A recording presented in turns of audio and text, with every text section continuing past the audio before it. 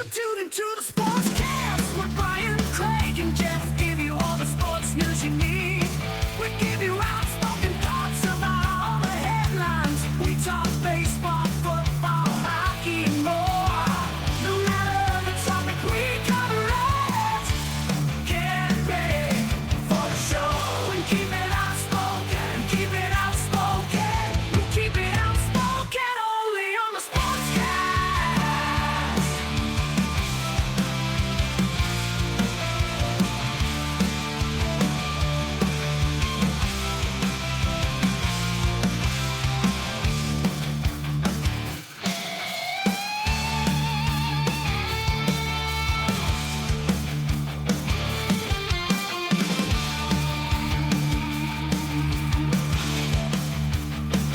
Tune into the Sportscast with Brian, Craig, and Jeff. Give you all the sports news you need.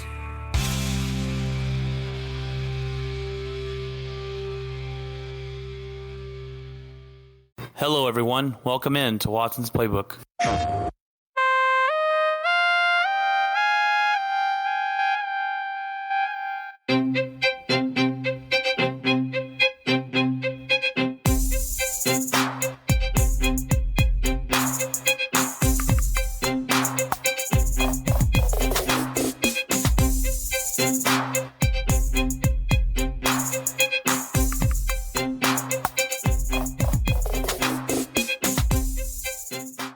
This is episode 10, and it's a very important episode we got going on today. It is a spoiler edition to Last of Us 2. I got my good buddy Jeff on to talk about this. So let me repeat that again. A spoiler edition. We're going to talk about the game, the storyline, all that stuff. So if you have not played it and you do not want to have it ruined for you on this podcast, please don't listen to it because I don't want to ruin it for you. But I got my good buddy Jeff on, like I said. How are you doing today, Jeff? I'm doing good. I finished the game. I think I texted you when I finished it. It was what, Wednesday? Yeah, it was Wednesday or Thursday when we had to jump into this, man. Like, this might be, I was telling my wife, this might be the very first game that I've ever finished it before Jeff finished it. But no. You finished the first one before me. Did I? Wow. Mm-hmm. Okay. Well, I was like, man, but it's funny because, I don't get the game as much as I'd probably like. I have 4 kids and all that good stuff. But when we started playing this game, my wife wanted to watch me play through it. So every time I came home, she was, hey, you're playing the game. You're going to play the game. Even though, I wanted to, I'm like, okay, I'm not going to have any problem with that. So, but I know you've been busy and stuff. So I'm glad we were both able to finish it. So got it now. If we want to kind of, just in case people haven't played the first one yet, or maybe they just started it or whatever, just to run down a little bit of the first one, kind of about, like a 5-minute rundown, just kind of like I figured explain the premise, Yeah, because we're going to have to. And I was thinking about that today too, about how this game, the second game, goes right along with the first game. There's a lot of things in the first game that you were like, oh, okay, that happened. This happens in the second game because of the first game. So we're going to have to go back and talk about the first game a little bit, kind of explain the premise of who these characters are and where we're going to go from there. We don't have any set guidelines for this. I figured it'd be better for us just to go into it. Man, because it's such a good game, and it's by far my favorite. I don't know about you. It's by far my favorite game I've ever played, series I've ever played on the PlayStation. It's definitely, I would say, my favorite franchise that Sony has, mainly because I like the post-apocalyptic idea, how people react in a situation like the one that's presented in Last of Us, which is a infection virus kind of thing. So it's, to me, I would say, one of the best narrative-driven stories and experiences that I've played. From first one, even now, even 7 years later, it still has that same punch. Yes, it's super good. I Naughty Dog has made this, and they've also made Uncharted, which is probably now my second favorite title to play. They're just really good. I'm super excited what they got for the future for us But let's dive into this Last of Us 2. And we actually need to start, like you said, go back into the first one.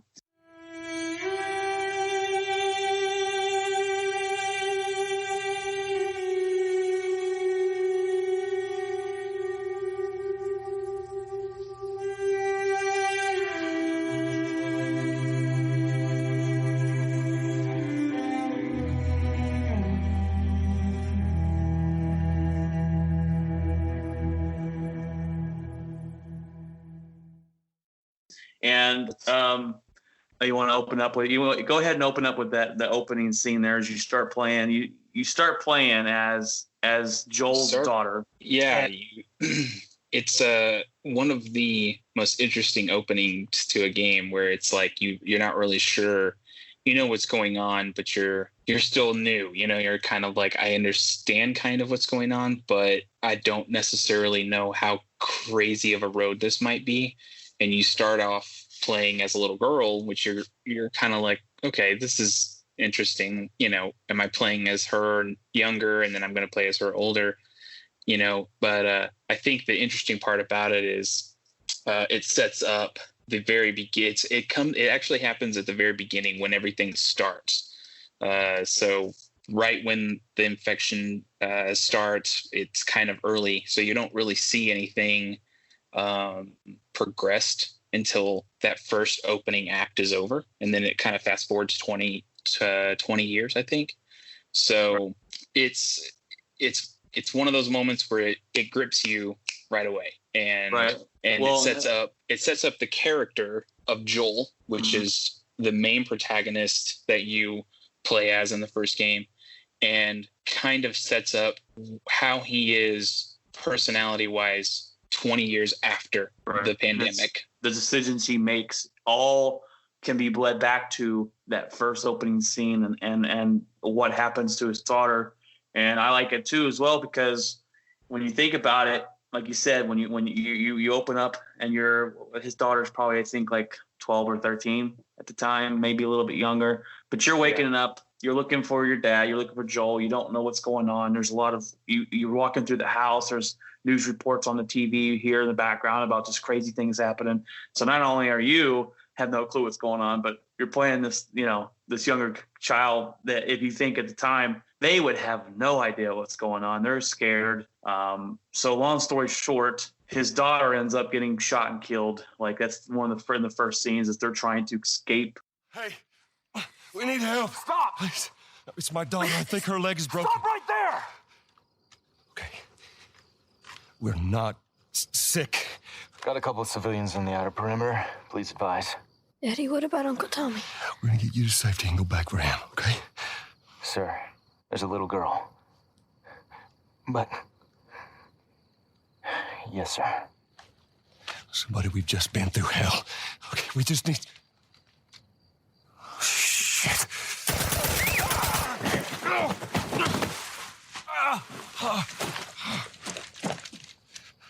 Please don't. Oh, no. Sarah. Move your hands, babe. I know, baby, I know. Listen to me. I know this hurts. You're gonna be okay, baby. Stay with me. All right, I'm gonna pick you up. I know, baby. I know it hurts. Come on, baby. Please. I know, baby. I know. Sarah. Baby. Don't do this to me, baby. Don't do this to me, baby. Come on. No. No. No, no. Please.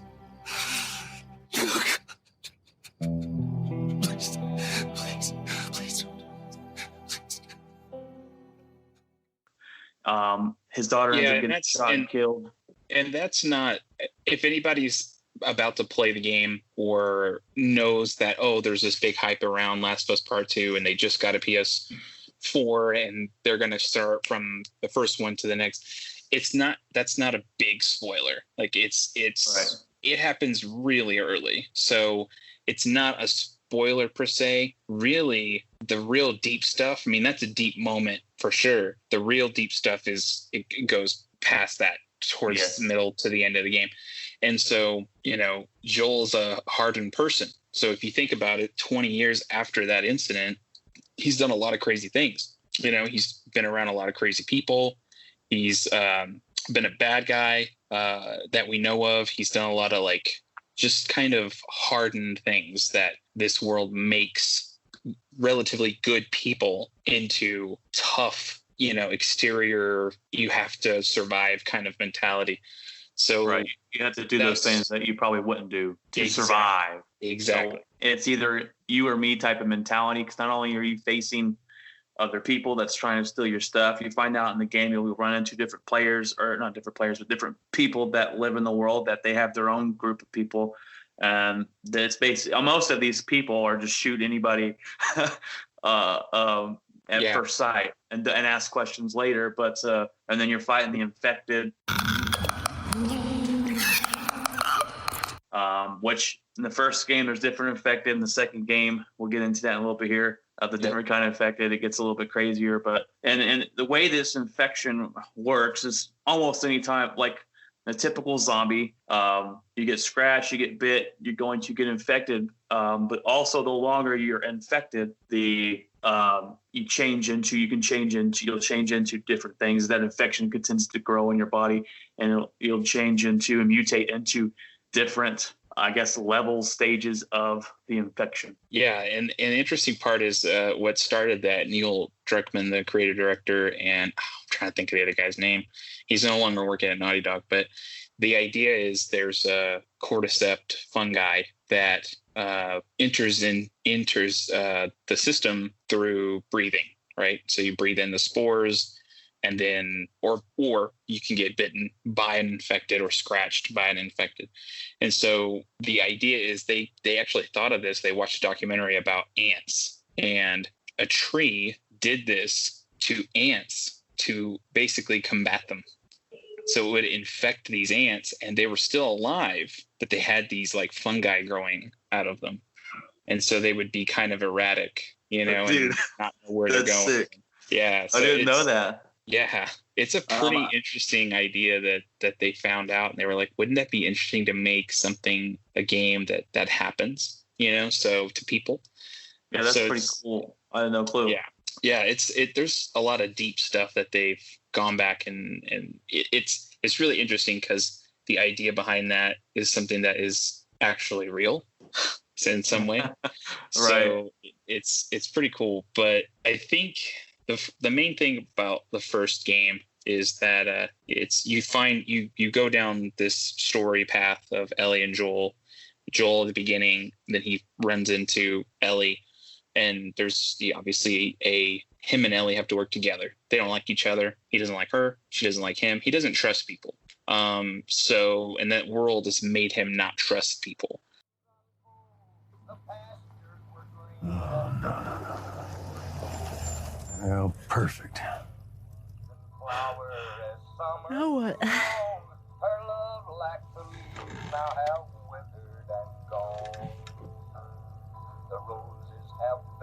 Screw it. The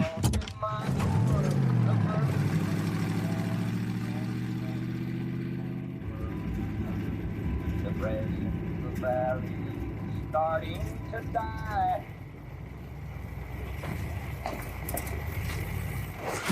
Easy. Please! Holy shit. Help! Are we gonna help him? Put your seatbelt on, Ellie. Well, what about the guy? He ain't even hurt. Alone and forsaken by fate and my stand. Oh Lord, if you hear me, take my hand.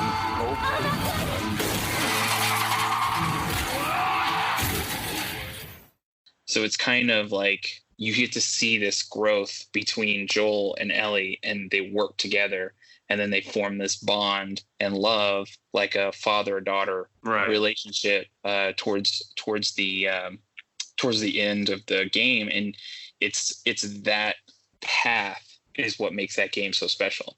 And so it's like it's one of the, it's a beautiful game. The first one, it's a emotional ride. And by the end of it, you're just like, whoa, like this is amazing. It's just, if you haven't played the first one, I suggest going and playing it. It's on PS, and I think it's on the PlayStation Network. If you have PlayStation Now, I think you can get it for free if you're subscribed to that, or you can get it anywhere. I mean, it's remastered on the PS4, and it looks even better than it did on the PS3. And it also has a multiplayer mode called Factions, which is amazing. People are always still playing that mode to this day, and that's 7 years ago. So it's just it's one of those games where if you have a PlayStation, you've got to play this game. It's amazing. Hands down, number one game you have to play. You have to play the first one before you play the second one. Exactly. There's no skipping to the second one. You have to play the first one. You have to play the second one, and I like what you were talking about. That you see Ellie and Joel in the first one grow that connection. At first, they don't like each other. Joel's he has a tough skin because this world makes him be that way, of not trusting anybody. You got Ellie, who's a teenager at the time.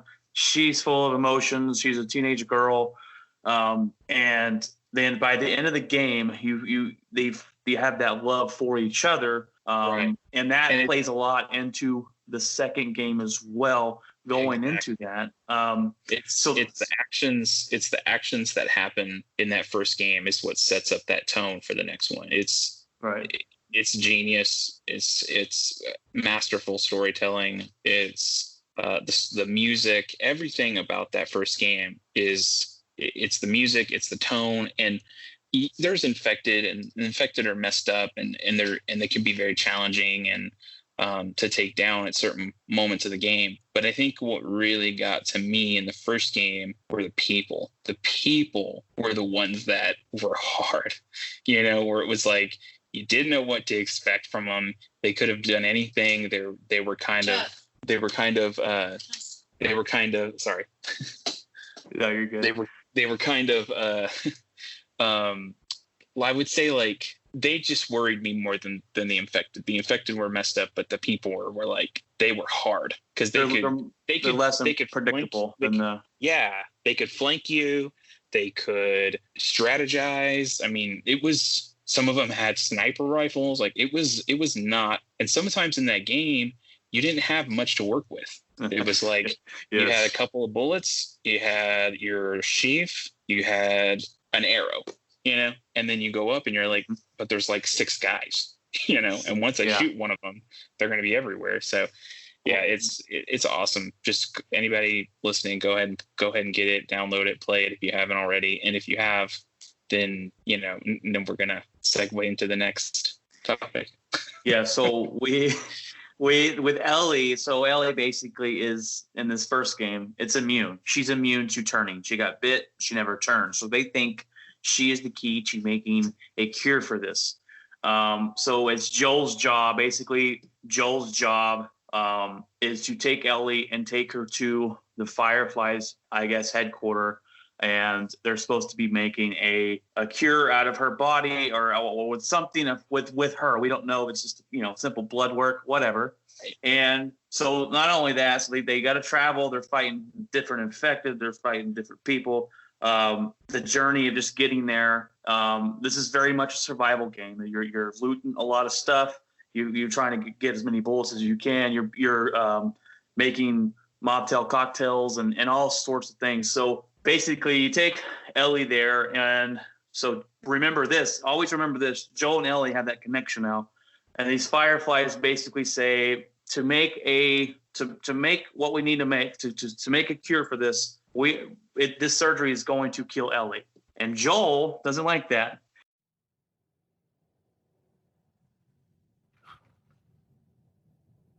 Welcome to the Fireflies. Sorry about that. They didn't know who you were. And Ellie? She's all right. They brought her back. You came all this way. How'd you do it? It was her. She fought like hell to get here.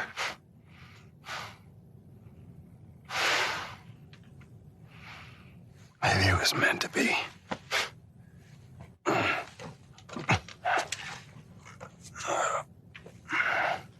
I lost most of my crew crossing the country. I pretty much lost everything. And then you show up, and somehow we find you just in time to save her. Maybe it was meant to be.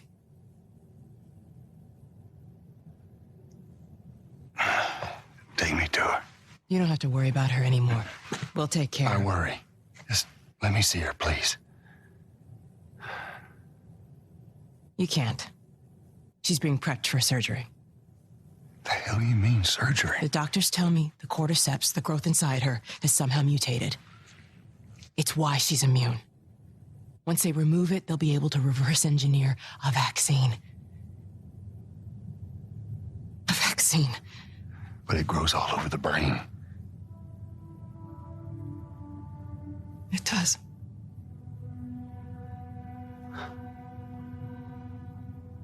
Find someone else. There is no one else. Listen, you were gonna show me where. He already lost his, you go back to the very first scene of the game. That's what I love about this. It all ties in together. You go back to the very first scene of the game, basically where he loses his daughter and he refuses to lose another one.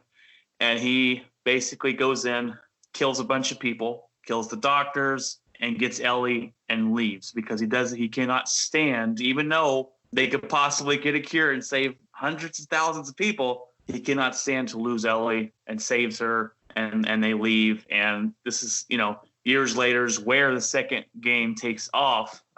One more tidbit. I will, when I go and edit, when we get to any big time spoilery parts, I'm gonna put a chime just to Okay. kind You of should do the Last of Us chime that you can. Yeah, that's what I'll do. So that way we can let people who hear it, they'll know. So it's an audio cue. But so in one right at the very, very, very end of the first game, they get to Ellie kind of wakes up in the car and is kind of curious as to what's going on. Joel says, you have been there was no cure, or they found people that had the same thing you have. So there's nothing special about it, and they can't seem to figure out a cure of it. She seems disappointed, rightfully so. They went on this journey, did all these things, got in horrible situations, both of them, one of which Ellie is by herself. And then for what? After all we've been through. Everything that I've done. It can't be for nothing. Nothing came of it. So she's kind of heartbroken. You can tell within that scene, her facial expression is kind of off, defeated.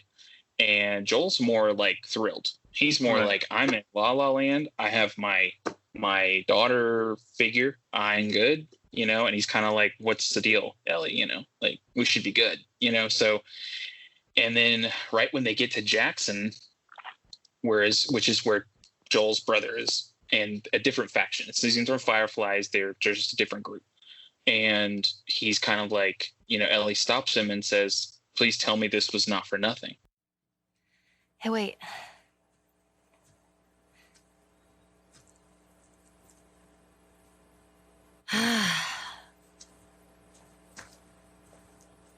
Back in Boston, back when I was bitten, I wasn't alone. My best friend was there. And she got bit too. We didn't know what to do. So, she says, let's just wait it out. We can be all poetic and just lose our minds together. I'm still waiting for my turn. Ellie. Her name was Riley, and she was the first to die. And then it was Tess. And then Sam. None of that is on you. Oh, you don't understand. I struggled. for a long time with surviving. And you, no matter what, you keep finding something to fight for. Now, I know that's not what you want to hear right now. Swear to me. Swear to me that everything that you said about the Fireflies is true. I swear.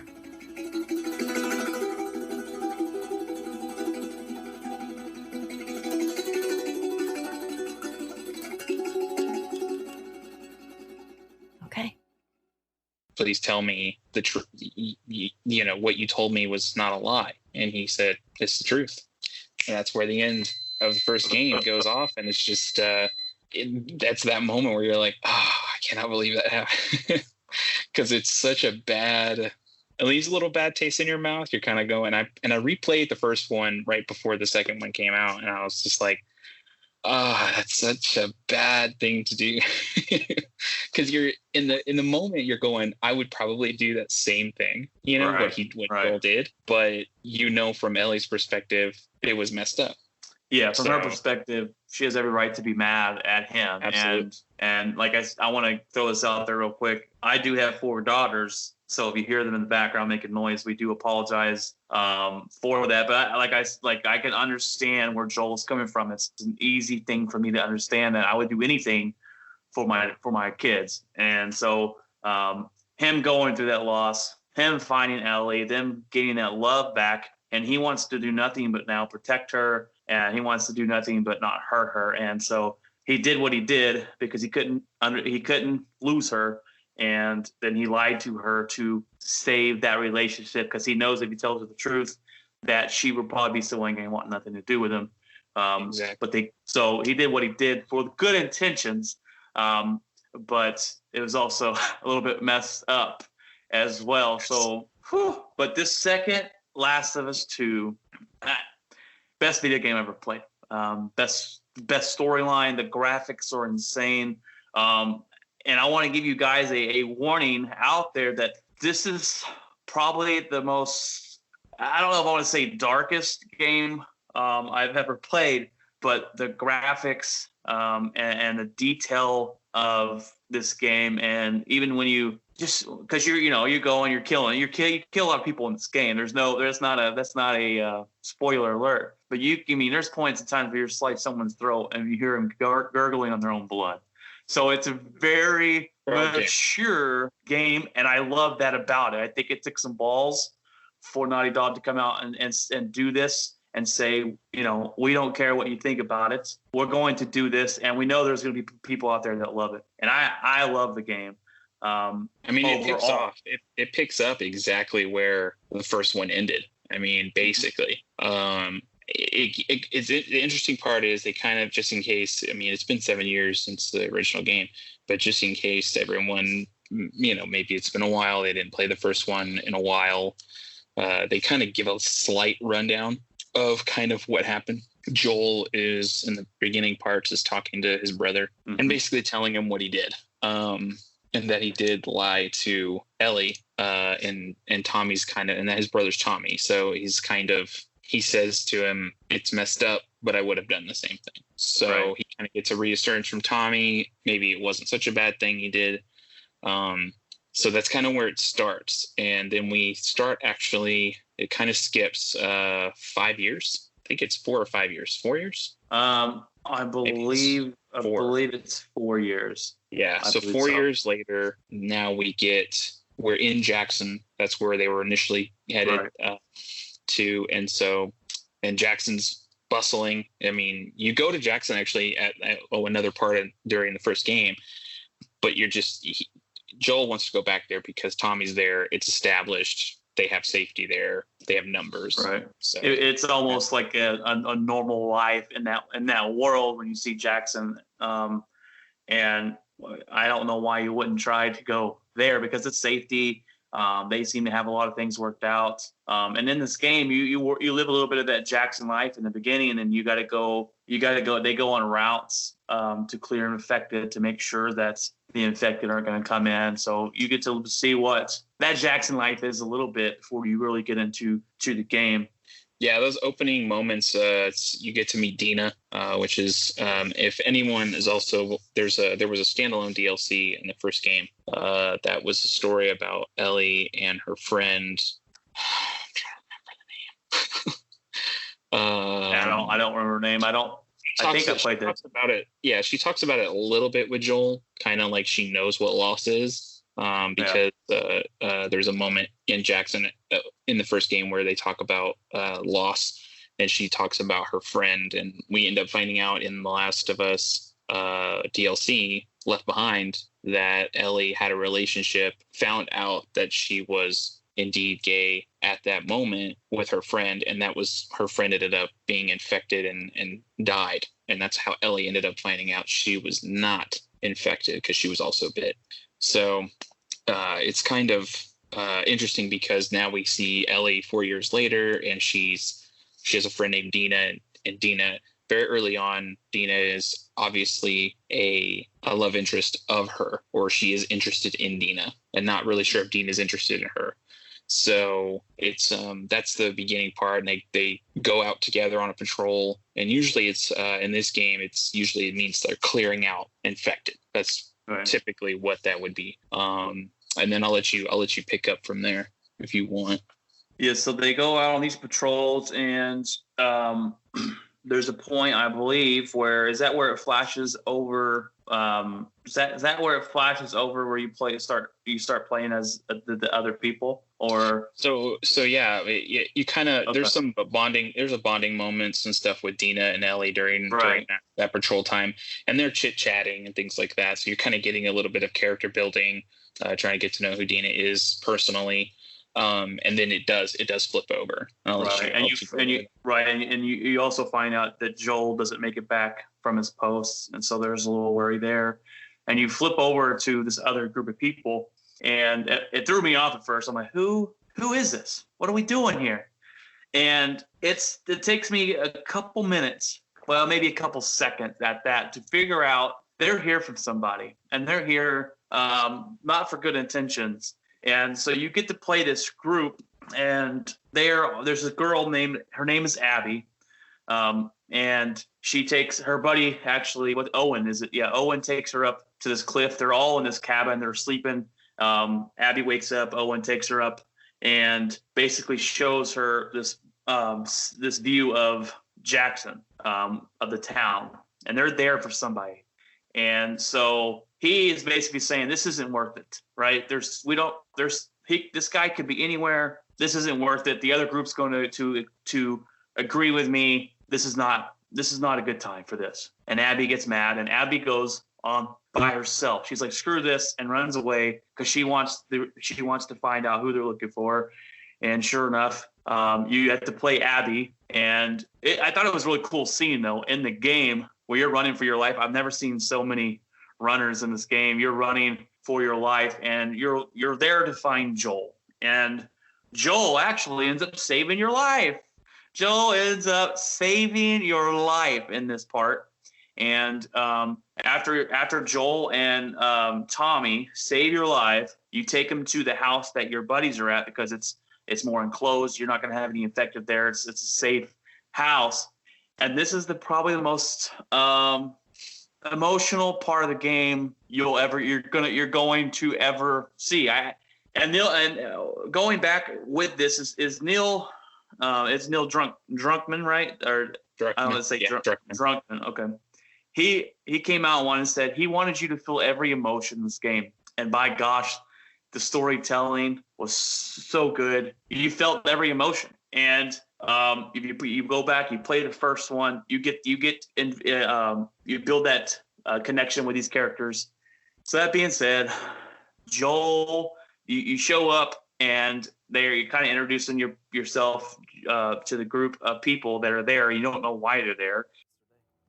Yes. Yep. What are y'all doing out this way? Just passing through. You two live nearby? We do. A few hours down the hill. Y'all should come back with us, restock before you head out. Appreciate it. I'm Mel, by the way. Tommy. This is my brother. Joe.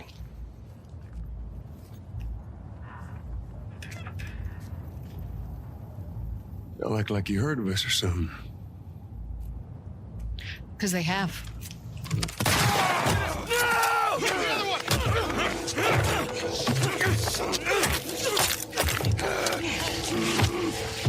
Laura, all clear? He's out. Put him against the wall. Tommy! Get off me! Get off me!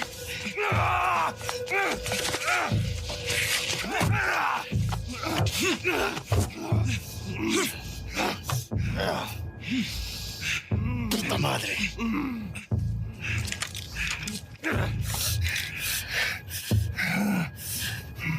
Joel Miller.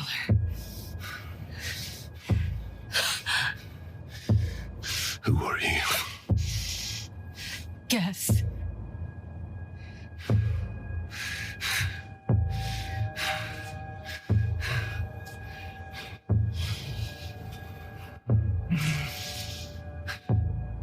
Why don't you say whatever speech you got rehearsed? Get this over with.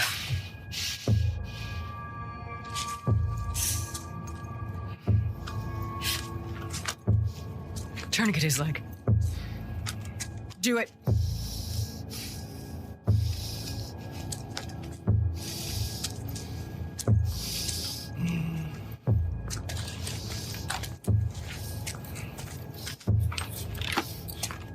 Don't you fucking move. God! Damn it!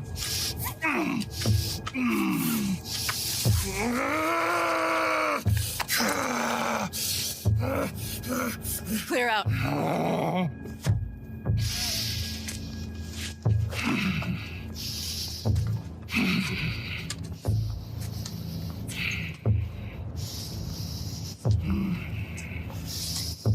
You stupid old man.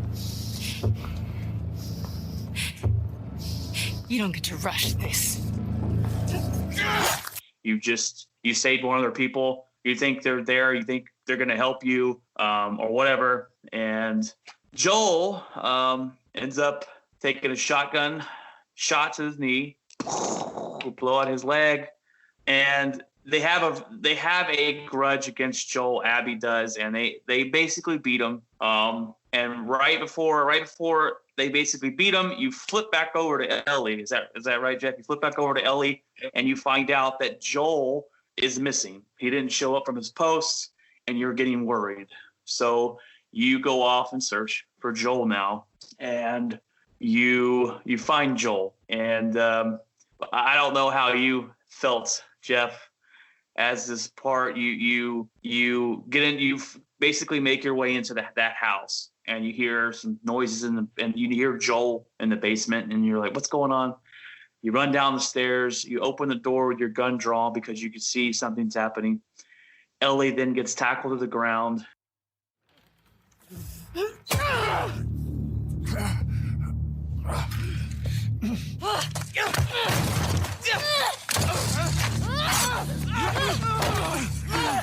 her down! Get off me! Get her hand! Get the fuck off me! Bitch! You got her! Look, you got her! Okay? You're gonna fucking die! What's going on? Let him go! Who is that? Let him go! In. Why aren't you posted up outside? We didn't think anyone was gonna show up. What the hell did you expect? We gotta get out of here before the whole town's on top of us. You're done. You want what I want, right? End it. Now.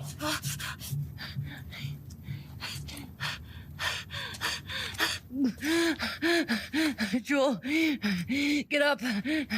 Joel, fucking get up. Please stop. Please don't shoot. Joel, please get up.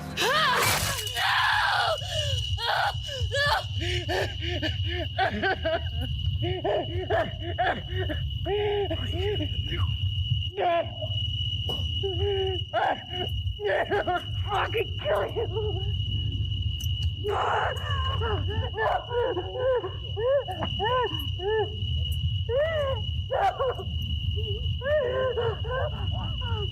Fucking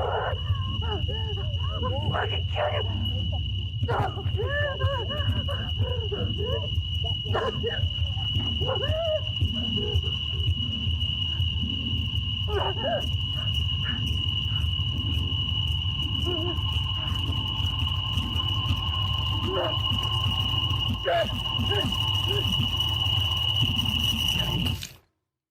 And gets to watch as they beat Joel to death with a golf club. It is. I am choking like I am. You know how you're getting a little bit of emotional. You swallow that deep swallow in your throat.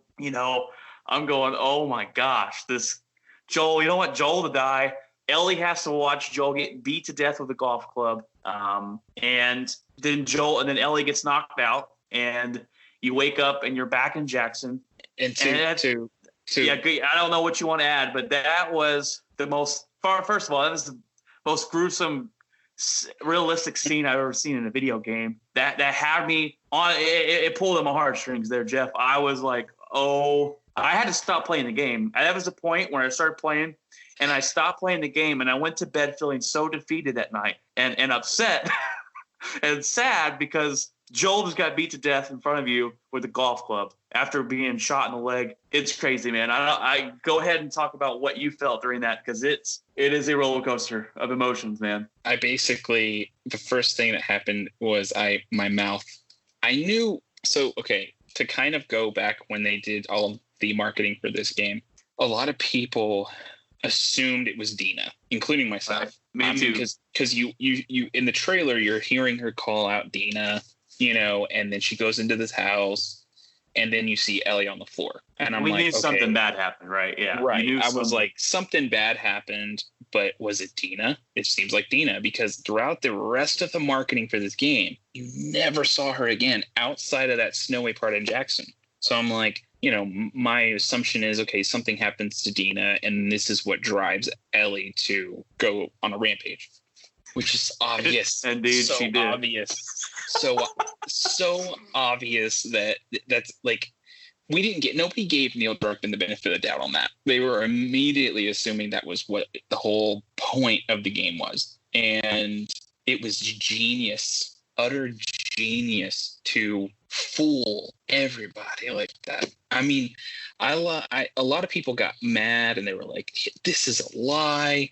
Like, you marketed this game in a different way. I'm sorry, but how many times have people said, I hate movie trailers that give the movie away? Right. But when they do this, everyone's mad because it purposely made it seem as though something else happened, when in reality, the worst possible situation happened. It's genius. And a lot of people are like, well, Naughty Dog lied. Naughty Dog's been doing this for a long time.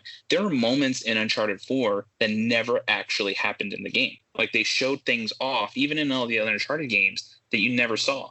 Like, for example, in the first Last of Us, the very first marketing for that game, you see the infected running across and Joel's hiding behind a wall. That scene never happened in the first game, ever. So it's just like perfect example of Naughty Dog doing that Naughty Dog thing where they show you something that you think is going to be in the game, and then you come back and play, you're like, whoa, where'd that scene go? It never happened. Well, I mean, they didn't want to give it away. So it's just... It's genius. That's what it is. It's perfect. And it's just... it was an emotional moment. I was in awe of it. I just didn't expect... I knew something bad would happen, and I guess in a lot of ways, we got spoiled. A lot of us got spoiled from the first game. There was a moment where Joel almost died in the first game. And I thought, in the first game, I was like, he's dying. Like, he's dead. And now Ellie's by herself. And then you realize when she asks for medicine from that cannibal group, he's alive. Right. So that was a crazy scene. Oh, in that yeah. game. Oh yeah. My goodness. But it spoiled us. You see, even though we needed to have Joel alive in the first game, it did spoil us because this is a unforgiving world, and anybody at any moment can die. And due that's to anything. Absolutely anything. I sat there. I turn off the game and I came into bed, man. I was like, I can't. I'm on too much of an emotional roller coaster right now to even get back into it. So basically, after that happens, and by far the most realistic game, when they shot him in the leg, I was like, oh, I swear it would happen in real life in front of me, man. I was like, holy crap, this is insane. Yeah. They ended up knocking out his brother, so he can't do anything, and they knock out Ellie. So basically. And the awesome part about this too is that how the people reacted to him. Mm-hmm. As soon as Tommy said Joel, you just see these people brace themselves, and I'm like, oh, this is not good. And yes, I'm glad you brought that up. As soon as he says his name, they the room goes from like, oh, they just saved us, we're thankful for them, whatever, to like, let's get ready because it's about to go down. Immediately. And Joel says, why do you guys act like you've heard of us? And that's when Abby turns around and says, because we have, and shoots his knee out with a shotgun. And the mood changes in seconds. Yeah.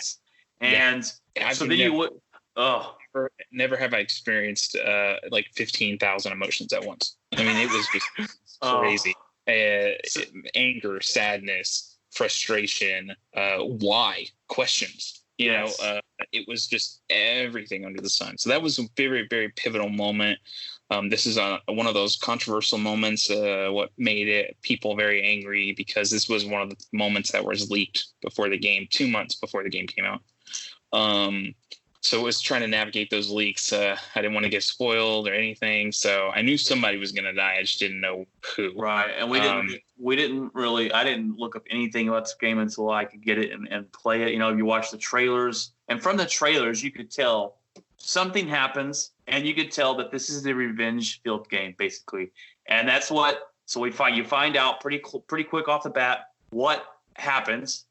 And then Ellie, you wake up as Ellie the next day.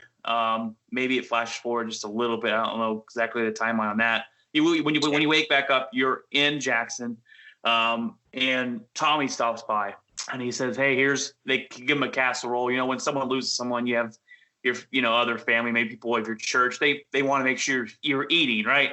They bring over casseroles, and he says, "Hey, we just want to make sure you're eating." And Ellie basically tells him, "Why aren't we going after these people?" She gets super upset, and she says she's leaving tomorrow. She says, "I'm gone. I'm leaving tomorrow. You can't stop me. I'm going to get payback." And Tommy says, "Hey, give me a day to talk to Maria," which Maria is basically the leader of the town, and Tommy's wife. And she says, "Give me a day. Give me a day to talk some sense into her. Just promise me you'll give me one day." So Ellie does. Ellie gives her a day. Gives them a day, and then you go and you're starting to get supplies, and you're starting to get things ready. And Dina says she's coming with you, and you find out that Tommy has already left. Tommy has already decided to go, and he wants Maria to make Ellie stay. He doesn't want Ellie to go, so Tommy's already going after them. So then you decide to leave, and it is you're going back. You're going to Seattle to find Abby, who killed Joel. So that's basically the story. So the reason that you're going to Seattle is because they're the WLF. So they're a group called the Washington Liberation Front, and at this moment we don't believe any Fireflies are even alive. So I guess what happens is some of the Fireflies that maybe have lingered would potentially be kind of infiltrating different groups. One of which would be this one, the Washington Liberation Front. So, and that's one of the reasons why we know for sure it's Seattle, because Ellie remembers the tag on one of the jackets. And so that's the immediate red flag for her. Like, that's where it is. That's where they are. I've heard of this group. She obviously has heard of this group. Right. She knows where to go. Know where they are. Exactly. So into Seattle, this is kind of where the game picks up. Yes. It gets more open when you get in Seattle as well. Exactly. When you're playing the game, you get more open. You have more options to go search different buildings. You're going to end up in the same spot where you need to go, but it is more open in this part, and you get to travel. And that's what I like about this game. Like, there's one point that I could have just gone and continued the mission, or I could have scourged around. And I ended up walking to a building that had 4 runners, and I was like, "Oh, take off running, yeah, dude." And my wife played it, and she never ran into it. She never went into that building. So you get a kind of a different. You can get a different experience playing this game. And sometimes when you go to scavenge the buildings, which I really highly recommend because you're trying to get every bullet and everything to make health and anything that will help you survive and get to the final end of the game. Sometimes you're going to run into more of a threat. And so it always makes it pretty interesting. And then you find little things like she collects these little what are they? They're little comic cards. And like trade cards. Trade cards. Yeah. Not only that, you find these notes and letters left by people that kind of explain how life has been for them. So you get to get a little bit of a story in that. So there's these cool little things that you find in this game that are pretty cool as well. There's other story elements like within the world through like notes, and so you get these notes, and they'll explain to you that there's people in this building, people in that building. They'll tell you where some safes are, which are kind of like a mini game. So you'll find the safe, and they'll tell you that, like, if for an example, one of them was the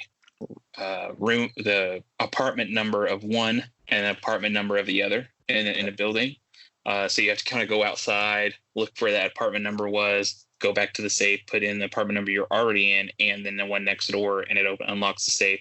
And you get little things like new guns, ammo, health, holsters, all kinds of different stuff like that. So they've really kind of mastered that. That was a really cool element that I thought was fun. Because it also made you think. There were moments where it made you think, like there was a one on a calendar, or it was an anniversary, and it was like a 30-year anniversary, but you had to do the math to go back to when they first got married, what year that was, and then you were able to put that into the safe combination, and it unlocked one of them. So, but it doesn't tell you. You have to look at that calendar and then see where that date is, and then go back.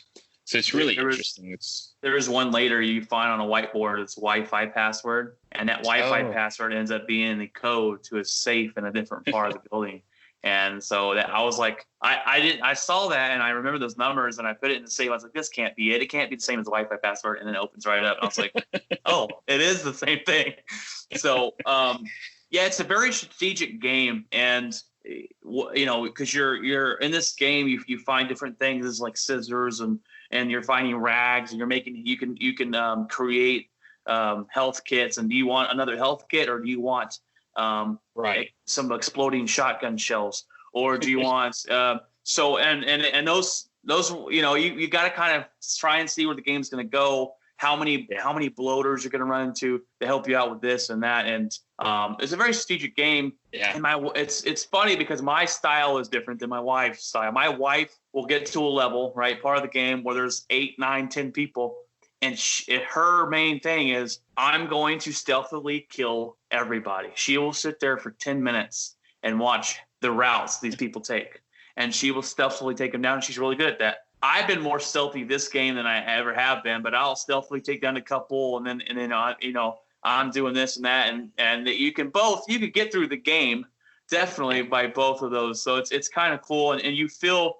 If it's a feeling of accomplishment, if you can walk into this place and there's 12 people and you can stealthily kill all of them without being seen and waste any bullets, you feel accomplished. Oh yeah. This part of there's a few different sections to this game, and Seattle downtown is the first part, and it's open and things like that. There's once you get through that beginning part of Seattle, there's another part of Seattle that's more of like a housing area, where there's like homes, neighborhood. I think this is one of the first screenshots we ever saw for the game when we first heard of that who were doing it, when they were teasing it. Kind of the stop sign with the Firefly logo painted on there. That's I think that's that neighborhood. And interesting part is during this time, Dina's with you. So she's helping you out. She's, she can be a good companion, killing some clickers for you, getting some other people for you.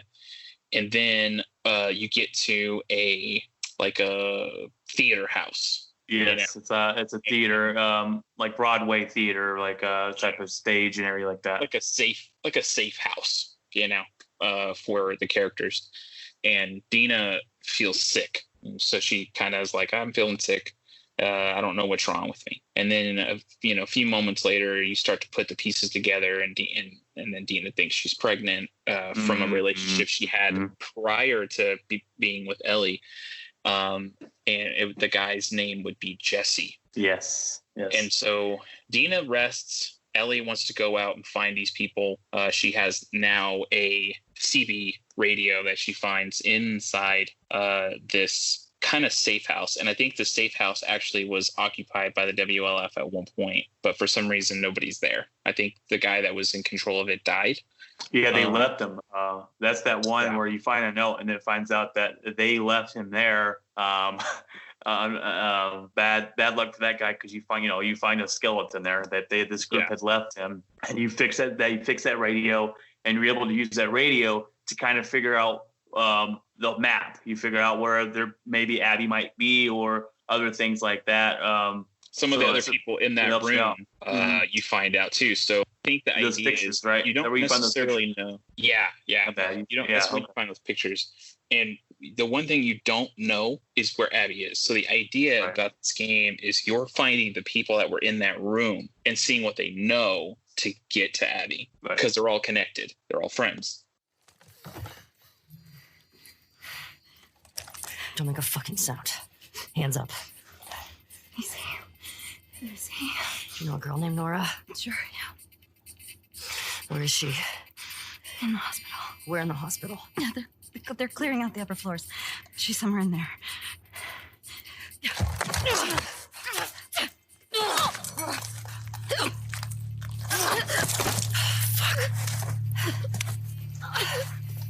That was dumb.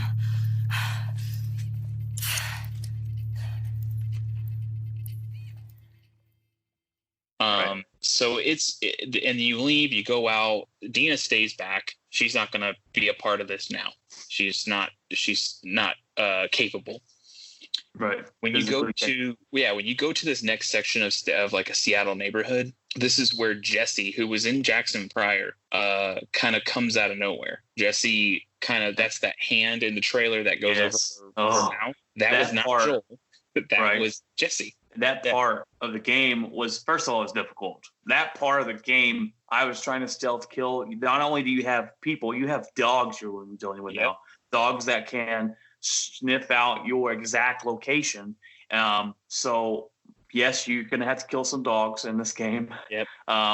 They're digital. And I know. But so you get to you throw. I would love to throw the Montauk Coxall on them, because it takes care of them. The guy that's got the chain and the leash is taking care of him too. Anyways, this is the part of the game where I just took off running. There were so many people left and right. I was like, oh my gosh. And I get to the point where I'm like, I'm going to die. And then all you see is a hand grab your mouth, and you're going, oh, wait a minute. Who is this? I thought it was Tommy, right? You're looking for Tommy. Because not only are you're looking for Abby, but Tommy's out there, and you can hear on the radio that there's and Tommy's a really good sniper. You find out in the first game, they talk about a little bit. So he's out there, and you hear on these radios that there's this one man, and he's causing all this havoc. So Tommy's there as well. You're trying to find him as well, and I was, it's Tommy. Well, then it turns around and it's Jesse, and you're like, oh, what is Jesse doing here? And Jesse decides he can't let Dina and Ellie go by themselves, and he comes and I don't think he followed them there, but he knew where they were going and went there and decided that he was going to help out as well. And that was a really cool part of the game, because it was a total shock for me. I totally was expecting that to be Tommy. Yeah, and I was too, and it was a really interesting moment. You kind of have a lot of cinematic action moments where Jesse's driving this kind of big tank car, not a tank, but it's like a armored vehicle, and Ellie's shooting in the back of them and even on the sides and stuff to kind of get away. And it's a very intense moment. We kind of flash forward a little bit past that scene where they get to a part where you get deeper in Seattle. There's a lot more it gets, and I noticed this also, the more the game went on, the more intense the weather got.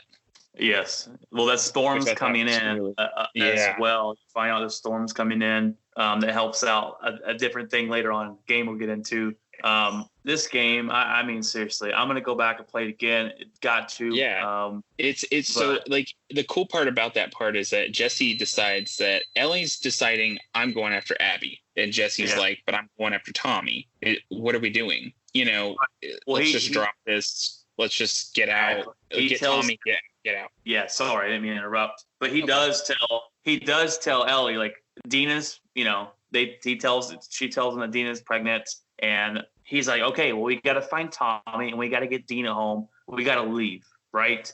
And Ellie's like, yeah, I agree. Well, it comes to a certain point where, all right, well, Tommy's this way, and Ellie's like, well, Abby's this way, and they kind of split off. And because Ellie's still so hell-bent on her revenge story that she's not leaving without it. And so Jesse's like, all right, well, I got to do what I got to do. So he goes to try and find Tommy so they can get Dina on home. And Ellie is now then left again by herself to try and find Abby and finish her revenge. Right. Go ahead. Well, and when that happens, you end up running into a new kind of group. This group is a son of a bitch, man.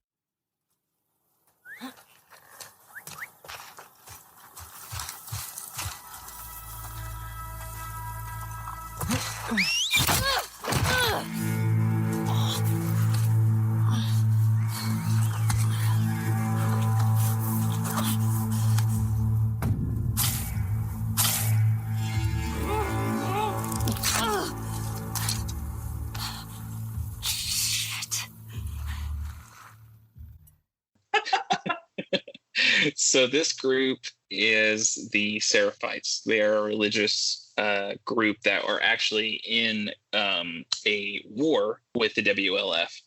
And right. See, you also go into known the as Scars. Yes, or the Scars, they're called. And you go into this moment where it's very quiet. It's a forest. It's very foggy. And all you see is like torches. And you're just like, what's going on? And you see them torture a guy, kill him. And then they're kind of everywhere and they whistle. They communicate with different whistles. Different whistles mean different things. They use arrows and mostly melee weapons. Though later in the game, you notice they try to use regular weapons because the WLF have automatic guns and things like that. So to make it a little bit fair for them to fight them. This is a moment where you start to realize like these people are hard to fight. Yes. They're strategic. They will group up. They will whistle when they see you, and then you just see arrows coming in, and you're just like, this is the moment where you finally get hit by an arrow, and you have that cue to pull it out. Right. Because you don't pull it out, it will drain your life in the game. Yes. Well, and they hide in tall grass like you do. They're hard to see. They don't do a lot of moving around at some points, and you'd be walking right into one in tall grass and go, oh, you know, you startled me, and then you gotta. So they're a pain in the butt group, and they are set in their religious ways, and the reason why they're called Scars, and it's pretty crazy, is so if you watch The Dark Knight and the Joker, and he has these scars over his mouth, like they carved a permanent smile on his face. That's kind of what they look like. They basically carve right there by their mouth, and they cut scars in their face. Just it's kind of a message of like no one's perfect, and you've got to overcome that. I guess I don't know. It's hard to explain, but they're set in certain beliefs and ways to where like later on in this game you find there's a character Lev that because she shaves her head they want to kill her now. Like they are set in these religious ways. My wife has a good explanation for it as far as that, but they were a pain in the butt, man. And I took it as, and I think that the other group, the WLF. I think they're called Wolves. for they're more of like a military. I think they're military ran. They have the weapons. They train. They work. So you not only are you're fighting these two groups, are fighting that group. Now you run into these guys. You have, and then you go into those big people, like the big women with the big pickaxe. Oh man, those are hard to take down. I was always just trying to, with those, I was either trying to hit them with an arrow in the head and get them out immediately, or I was trying to set like mines and kind of throw something to where they would walk by that mine and blow them up, and that would be it. Because they were very difficult. Like you had to dodge them multiple times. You had to. Those are hard. That group's crazy hard. And they're very primitive. Like you hear Lev constantly talk about how they don't use conventional things like electricity or like running water, or very different than WLF. Because moving forward, when you go back and you end up confronting Abby after Ellie's done some crazy things and kind of killed a lot of the people that were in that room. And she gets to a point where she ends up killing a lady that was called Mel. And what we end up finding out in during interactions is that Mel, we actually knew about that before the Joel incident, because Owen and Mel are kind of together, and you kind of sense that Owen and Abby had some kind of relationship. And Owen tells Abby that Mel's pregnant. Well, when she kills Mel, she does not know she's pregnant until Owen, who she also killed, is still fighting for his life and says she's pregnant. And then Abby takes her jacket off, gets completely upset. That's a hard moment. That was a controversial moment. That she finds out that Mel was pregnant. Well, then I think she thinks about Dina when that happened too, because she's like, no, and I think that's the moment where Abby says, this isn't worth it. None of this is worth it anymore. She ends up going back to the safe house, which would be the theater house. And Tommy's there. Huh? Are you talking about Ellie goes back? Yeah. Ellie goes back. Ellie finds the aquarium, goes in there, kills Owen. And when she kills Owen, Mel attacks her. Then she kills Mel. She finds out after she kills her that she's pregnant. She literally starts having an anxiety attack. She starts absolutely. She's, oh my gosh, what have I done? And this is an excellent moment, voice acted by Ashley Johnson, who plays Ellie. Hands up. Where's Abby? You're that girl from Jackson. Tell me where she went. How do we know you won't kill us? Give her what she wants and we're dead. You guys can survive this. I just need her. Bullshit.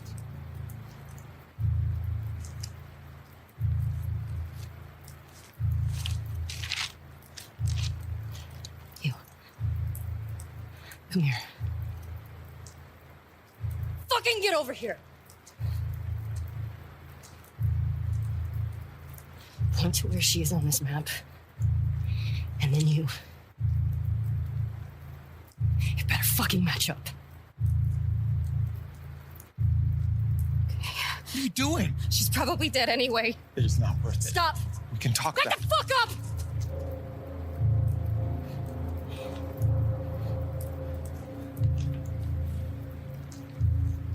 Point to where she is. Fucking point!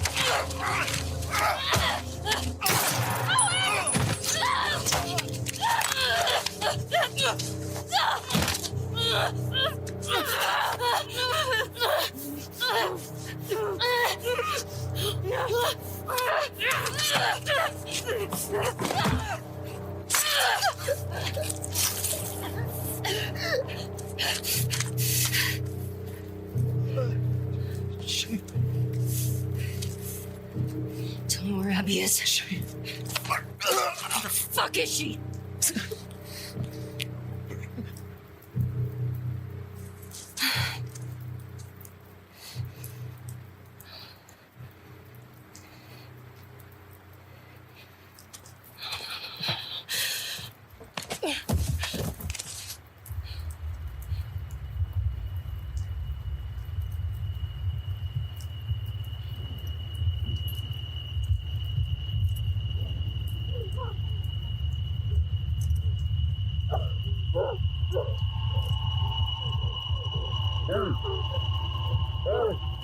whoa. Hey.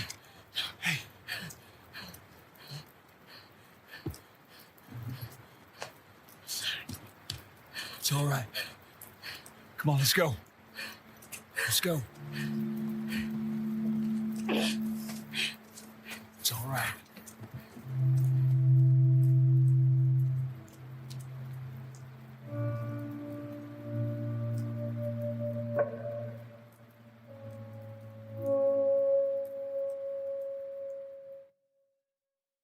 I mean, you feel it. You feel it immediately. Dude, it's awesome. Her utter regret of what have I just done? What is going on?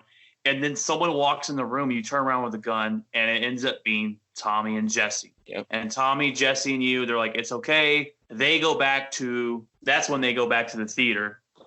And when you go back to the theater, trying to think, when does it flash over? When does it flash back to Abby? Go back to the theater. You kind of are just like, this is done. We're going back. Dina can't stay here much longer. So there's a understanding at that point that Ellie's like, okay, I get it. You know, this is over. Right. And Dina needs to go back so she can get medical help. Tommy is ready to go back. And Jesse's ready to go back because Dina's pregnant. And I think Ellie's just like, okay, maybe this is over with. You know, maybe we've got kind of tapped this out. Like, I'm emotionally spent. I'm, drained, exhausted. I'm ready. I'm done. I'm just done. I think y'all sleep on it that night, right? Y'all you just gotta figure out where all your heads are. You sleep on it that night, and then you wake up, and you wake up and you're like, oh, I need to go find Tommy and Jesse. And you're walking through, and that's when you walk in this room, and Jesse gets shot right in the face. Shit.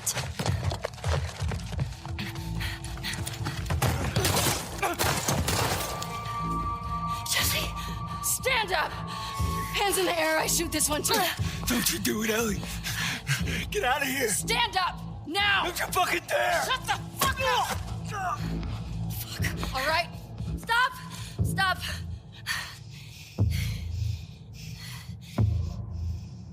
Toss your weapon. Toss your weapon. No. I know why you killed Joel. He did what he did to save me. There is no cure because of me. I am the one that you want. Just let him go. You killed my friends. We let you both live. And you wasted it. You're like, oh my gosh. You're like, what is going on? And it's Abby. Abby has now found where you are staying. Yep. She has Tommy. She knows. She knows who you are. She remembers who you are, why you're there. She has Tommy at gunpoint on the floor, and she makes you stand up, and you're like, oh my gosh. And at that second, Jeff, you flip over, and now you're playing Abby as a little kid. And I'm going, my mind's thrown for a loop. I'm mad. I do not want to play Abby. I am pissed. In the game, I just jumped off a couple ledges with Abby. Just like, I don't want to play with her, man. I don't want to play with her. I'm always like, stop it. Just play the game. But I thought it was cool they did that. And that you go back and forth, not only because it's awesome idea and story, and they're setting up this whole big storyline, but then you start to think about it from Abby's point of view, right? So you find out you're playing as a little kid when Abby, as she grows up, and you find out that her dad is the main surgeon and doctor for the Firefly group. And you find out that he was the doctor that was going to save the world because Joel brought they call him smuggler. The smuggler brought Ellie over, and we're going to find a cure. And there's a scene where he's talking to the girl. This was one lady, and the lady says, I got to go tell Joel that this is going to kill Ellie. And I'm like, oh, could you imagine if they didn't tell Joel? then Ellie, there might have been an actual cure.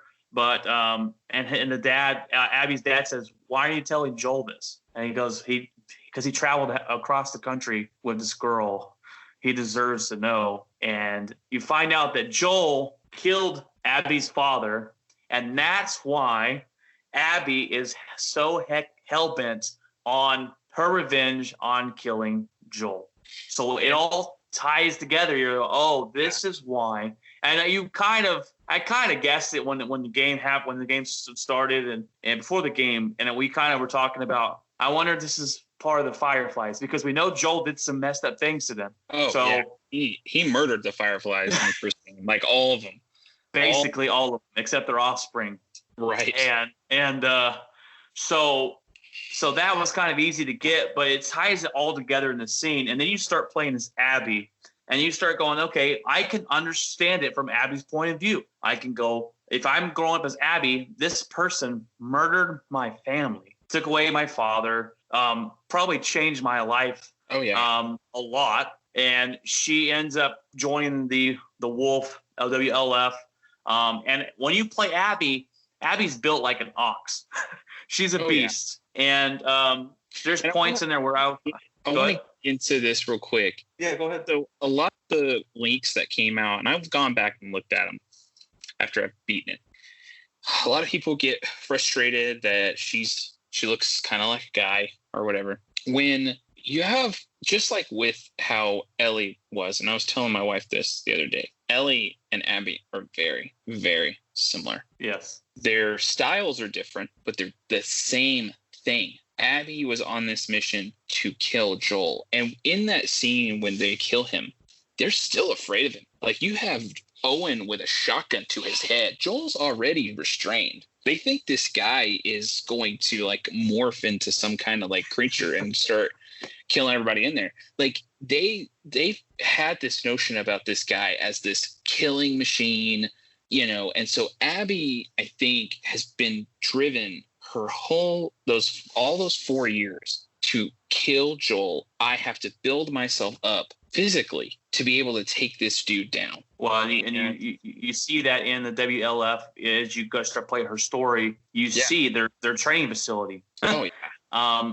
And not only, you were talking about how Abby and Owen, there was something there. You could tell there was some they used to have something. Well, it turns out they ended up growing up together. And Abby lived her whole life not being able to be happy with Joel still alive. That ruined her. That didn't want her to be happy, knowing that this guy that murdered her family, murdered her father, did all these bad things are still out there. She seriously, she couldn't get on with it. She couldn't move on from that point. Owen wanted to have a relationship with her so bad, but she was more into that. She wanted to be taught. She wanted to be trained. And that's what she lived every day to do till she got her revenge. It literally took that anger, and she let the anger take over her life, and it ruined from maybe having a happy ending with Owen, and then that aspect of it. And then Owen falls in love with Mel, and they're having a baby together, and so all that's got to be drained into it. And it's the storyline it's so good. It's like a movie, man. It really is. There's in this, and when you play as Abby, you play as her as a little girl, so you finally see what happened. I remember that scene because I killed every doctor in that room. I remember, and some of them even were like, I don't even think that was her dad. I'd murdered them too. It was a crazy moment. I remember that. But it was like, the thing is you play as her after the incidences with Joel. Mm-hmm. So it's not like you're playing, and that was another leak that was a lie. That was another one that you actually played as Abby when you kill Joel. I'm like, no, you don't play as her when you're murdering Joel. Like, that would be a little over the top. I think Neil Druckmann would have never done that. But you hear some of the characters say, do you hear his screams still? Do you see him still? Yes. And some of them are even mad at her. Like, Mel's absolutely mad at her. Mel's like, you're a horrible person. She said that she says that multiple times in this game. Well, So her and Mel she also are found out not. that, yeah. Well, at that point too, Mel had found out that Owen and Abby had slept together as well, and Mel tells her that came later down the road. But yeah, there's her and Mel don't like each other at all, and you tell that right from the beginning. They worked together at one point during the game to get out of the situation, but overall, I think they start to like each other a little bit because Owen's like, give her a chance. They start to like each other a little bit, and then Mel ends up, or Abby ends up sleeping with Owen, and Mel tells her she's a POS and she never wants to see her again, basically, and she's such a horrible person. Because Mel, I mean, I don't want to imagine a life where I'm living and the only thing I can think of is my hatred for someone, and it drives me to make every decision, right? So she's probably made some bad decisions, and she's probably done some things that a normal person like Mel or maybe would go, you're not a good human, right? You're not a good person. Right. So she starts changing that at the end. They start changing it at the end. So that's where you kind of run into Lev and his sister, right? Where they actually save Abby's life. Abby's about to be hung and gutted by the scars, and Lev's sister as well, and Lev ends up saving you. What? It's Yara and Lev. Yes, Yara and Lev, and they're Seraphites, so they're arch enemies to the WLF. They kill them on sight. There's no ifs, ands, or buts. There's none of that. You kill the others on sight, and that's it. And so they end up saving Abby, Lev, and what's the other girl's name? You just said her. I forgot her name. Yara. Yara. They're sisters. Yeah, this is that classic clip that we saw. I think it was one of the first clips we actually saw of the story outside of that teaser with Ellie playing a guitar. And everybody thought for a long time that was her mom. I remember, and I thought that. I was like, is that Ellie's mom? Like, so that was pretty interesting. But now we know what that scene was and who Abby was.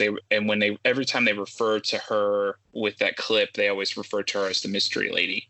Right. I don't know how you felt, but this is how I felt after playing the game. Is I felt like when you played as Abby, there was a lot. I felt like when I played as Abby, it got crazy. It seemed like there was a lot more action when you played as Abby than when you played with Ellie in the beginning.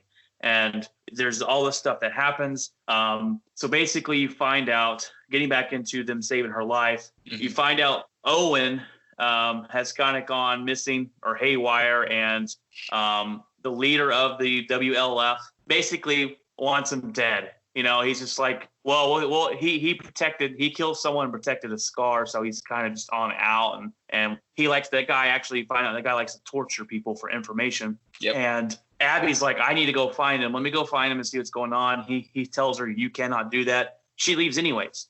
And then that's when she gets caught by the scars. She gets her life saved, and she helps Lev and her sister. And then she finds Owen, and she has a change of heart because Owen's basically telling her story because she's like, "What happened? What happened out there?" And Owen's talking about how he's killed plenty of scars in his life, and he was going to go kill this it was an older man, and he this older man, and he basically didn't put up a fight. He couldn't. He was just he said, like, he said he was tired. The old man said, I'm tired. He wanted to go. He couldn't do it. He ended up getting in a fight with his other wolf guy, ends up shooting him, and he ends up dying later on. And so Owen's like, we've done something wrong here, right? Where do we miss the mark? We missed something along the way where we turn into these animals. So Abby says, okay, well, she actually goes back because she leaves Lev and his sister in this mobile home like building, and says, y'all leaving the first thing to say. Well, she actually goes back and helps them. She wants to go back and help them because her sister got her arm shattered with a hammer, and she brings them to Mel and Owen, which Mel is a doctor, and they're sort of like, what are you doing? And so that ties into, it goes all that story to tie into about Mel's like, I know this whole change of heart and trying to save those two scars, I'm not falling for it. You're a bad person. And so then, where does it go from there? And Liv and Yara are kids. So that's another reason why, Abby's very wanting to help them, because I think she sees an innocence in them, where like maybe the world hasn't gotten to them yet, where it's like they're still young enough to maybe break out of this like merry-go-round of violence. So It's kind of, it's really interesting. And you end up finding out at some point that Lev and Yara are brother and sister, and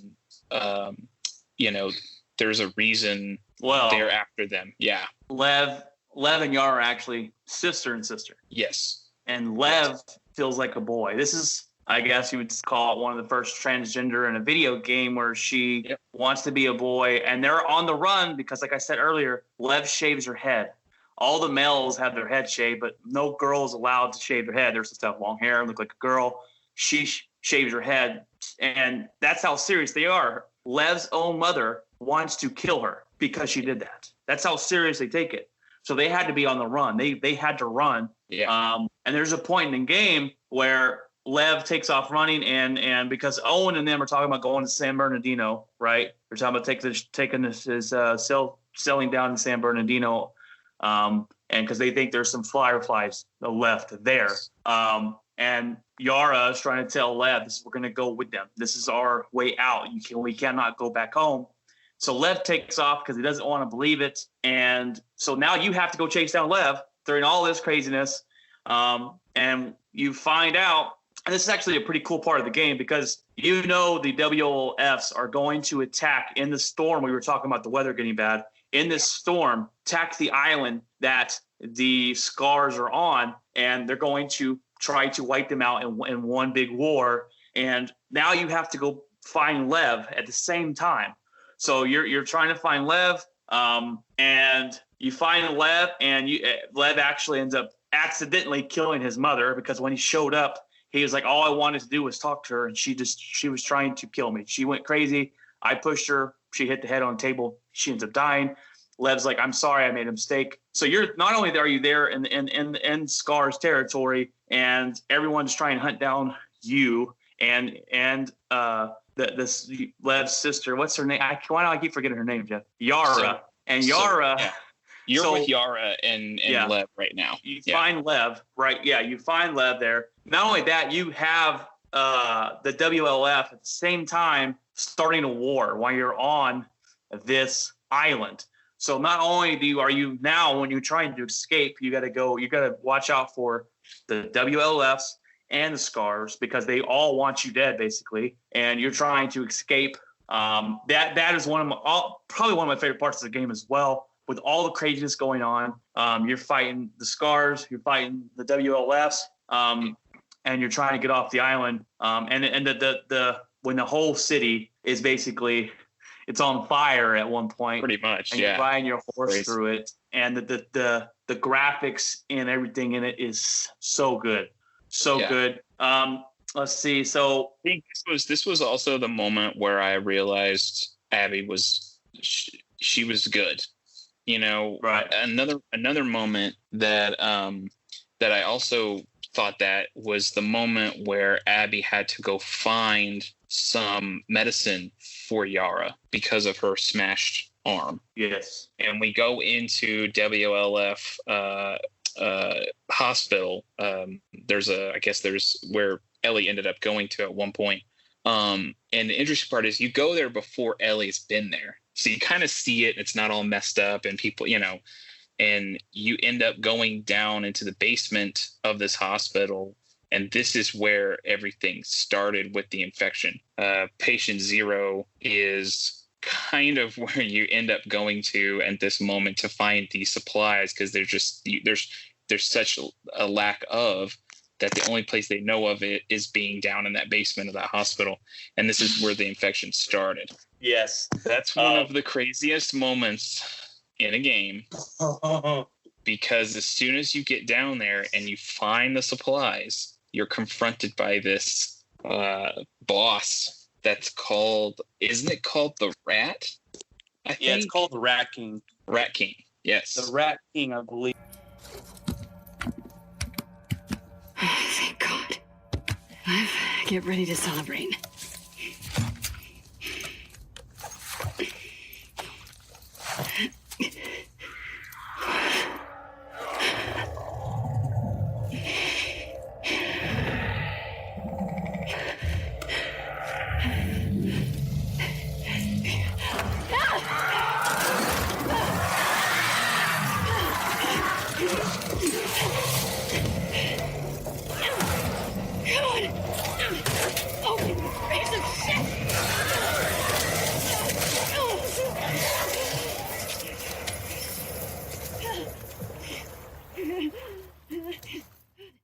And this was a hard moment. It took every bullet, you got to get, at first you think, I'm not going to be able to fight. I'm not going to fight this thing because you're running, it's one of those scenes where, and it happens multiple times in the game, where you're running and you're just really supposed to just run. Yeah. But then you get caught and you're smashing him with this axe, trying to get out, and you fall through the floor, and now you have to fight him. I don't know what you thought about this part, but this part was crazy. Like, I was not expecting that kind of a boss. What was your thoughts on that, on the Rat King? So you found something that, sorry, I had to get off my mic because I had to charge my phone before it died. But so when you find, something big's coming, you can tell it. You start that generator up in the game, and you find this thing that has ripped holes through walls, and you're going, "Holy crap! What am I about to face here?" And when you see it, you're like, "Oh my gosh! It's the biggest thing you're gonna have to fight." When I took off running from it, I said, "Okay, good. I don't have to fight it. I'm super excited. I don't need to fight it. I can just run." And that didn't be the case. You start fighting this thing, and this thing took every bullet I had. I died probably 6 or 7 times. I'm running around, jumping into rooms, shooting with a shotgun, throwing Molotov cocktails. He ends up splitting apart at one point, and another thing is out there trying to attack you. It was the most intense part of the game. And I had it was insane, man. This thing was huge. And I looked at it earlier. I didn't even know it was called the Rat King. I had to look it up earlier. I was like, what is that thing called? But it's a big mold of a bunch of different zombies infected, stuck together, basically. And you end up, it's going to take everything you got to kill it. Oh, absolutely. You're going to walk out of the room with no bullets, where in the world am I supposed to go from here? It's crazy. That was awesome. Yeah, that was an awesome moment. Intense. That was the moment where I was like, okay, Abby, you need to survive this, because I'm like, you gotta survive this. It was that was where I was like, come on, Abby, let's get out of here.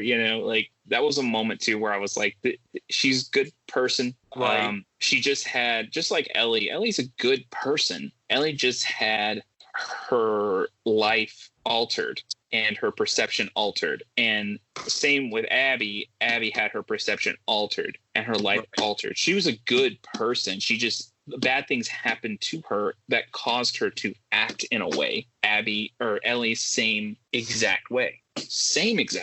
Yeah. And that's funny. You mentioned that. I'm like, they do have a lot of similarities where they let that one emotion take over their whole life. And it ruined. I mean, to me, it ruined Abby's life. And it also, we're about to get closer to the end of the game. It ruined Ellie's too. But let's kind of get into the end of the game. We're pretty close. So we finally get kind of back to this theater house. Oh man, moment. Yes. And because you play as Abby, and you end up coming back to the aquarium at some point when Ellie had already been there. It's kind of like that scene in the moments in the first game where Ellie was trying to fight off this leader of this cannibal group, and Joel's trying to find her. So you kind of flip back and forth where you end up meeting up at the same time. This is where they meet up. This is where both moments clash together. and you find out Owen's dead. You find out all these people have died or whatever, and you find out. And once you get there, you play as Abby, kind of against Ellie. This was a cool, dude. This was a cool moment because I was like, this is crazy because I'm going after Ellie. It's like, this was a crazy, insane thing that happened. The scene here, and you start to so you got to fight Ellie basically, and you're like, Ellie is going up against Abby, which is built like an ox. You're not going to win a fist fight. So if you're like, okay, if I get a hold of Ellie in a fist fight, Ellie's gone. Like. So you got to fight her. You're punching her. She's punching you. She has a gun at one point. You have no weapons. You got to find bottles around to try and toss at her and attack her. And I'm going, I don't want to beat her up. I don't want to beat up Ellie. Ellie is still my main person. So there comes a point where you're basically beating the crap out of her. And she's the cool part is you start to see Ellie is a very tough boss. Yes. She is not easy to take down. She's setting up trip mines. She's setting up traps for you. And you hear her voice too. And it's like eerie, man. She sounds so just heartless a little bit. Like she's just way faster too than Abby. Oh yeah. Yeah. It was a hard boss. I remember thinking that. I was like, my gosh, like she's difficult to beat, and you get to a moment. Yeah, you get to a moment where you do these like dodge cutscenes things, and there's a few phases to beating Ellie. And this is another lie leak, because there was a moment where they said you have to kill Ellie. That was another leak. You don't kill Ellie. Okay. This gets to a moment where Ellie is down. Dina comes out of nowhere. Dina's trying to stab Abby. Abby basically knocks Dina down, knocks her out. Or actually, no, doesn't knock her out. Lev shoots an arrow in her. So Lev's with Abby during this, but she's so stealthy that when you first got into that moment where you confront Abby before you start playing as her, you never really see Lev, because Lev is a Seraphite. She can hide very easy. Yeah. So this was a moment where Abby holds a knife up to Dina, and Ellie's like, she's pregnant, and Abby's like, good, I don't care, and then Lev steps in as an alternate and says Abby, and Abby knows immediately. As soon as she looks at Lev, Abby says, you know what? You're right. It's not worth this. None of this is worth this. And I need to go to Santa Barbara. We need to get out of here. This area is done. And she told Ellie, don't ever let me see you again. Exactly. Or I will kill you. Yeah. So now we get to a really cool part where we end up in a house. This was years later. Yeah, this is, it's about a year. It's almost, it's like 18 months later. Yeah, yeah.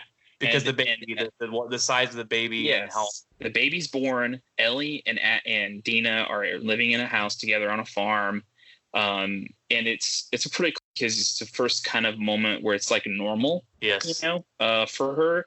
And I feel like Ellie is like, man, this is awesome. Like Ellie's finally happy. She's finally seems like she's moved past Joel, and as soon as you think that, she starts to have PTSD. Yes. And that's a really cool thing that they tackle in this game too. They tackle PTSD. Yeah. And go ahead. This is the part where I texted you and I said, hey, I beat the game. It's over. It's great. And you come to find out that that's not true. I said, wait a minute, never mind. I didn't beat the game. I thought it was an interesting part. I thought it was the cool part, the PTSD. She starts having a flashback of Joel being beaten, and she's like screaming, and Dina comes out and wakes her up, and is just like, hey, it's okay, relax. And so you can tell that that still has an effect on her, right? All this stuff, the stuff that they've endured, the stuff that they've gone through her whole life is still affecting her, and it's not just over. Even if she stopped what she was doing and going back to somewhat of a normal life in the world they live in, it still affects her in a certain way. And so that's when Tommy shows up. Yeah, we find out Tommy's alive. I thought Tommy was dead. Abby shoots Tommy in the head. Yeah. And you're like, Tommy's dead. Well, it turns out he lived, but he lost an eye. Yeah. And he shows up to the house and he says, "Hey, I know where Abby and Lev are. I've tracked them down. They're in St. Bernardino. This is where they are. I can't go, so you need to finish the fight." And I'm thinking, no, Tommy, no. They're happy. Leave them alone, you jackass. I was angry. I said, "No, Tommy, get out of here." Dina tells him off, says, "We're over this. We're done. Get out of here and don't you ever come back. Don't ever come back in my house with that mess." So that night, you find out Abby, or not Abby, sorry, you find out that Ellie is packing her bags. She is going to find Abby. Yep. And she has the map. She knows it's San Bernardino. She kind of gets an idea of where Abby will be or is headed.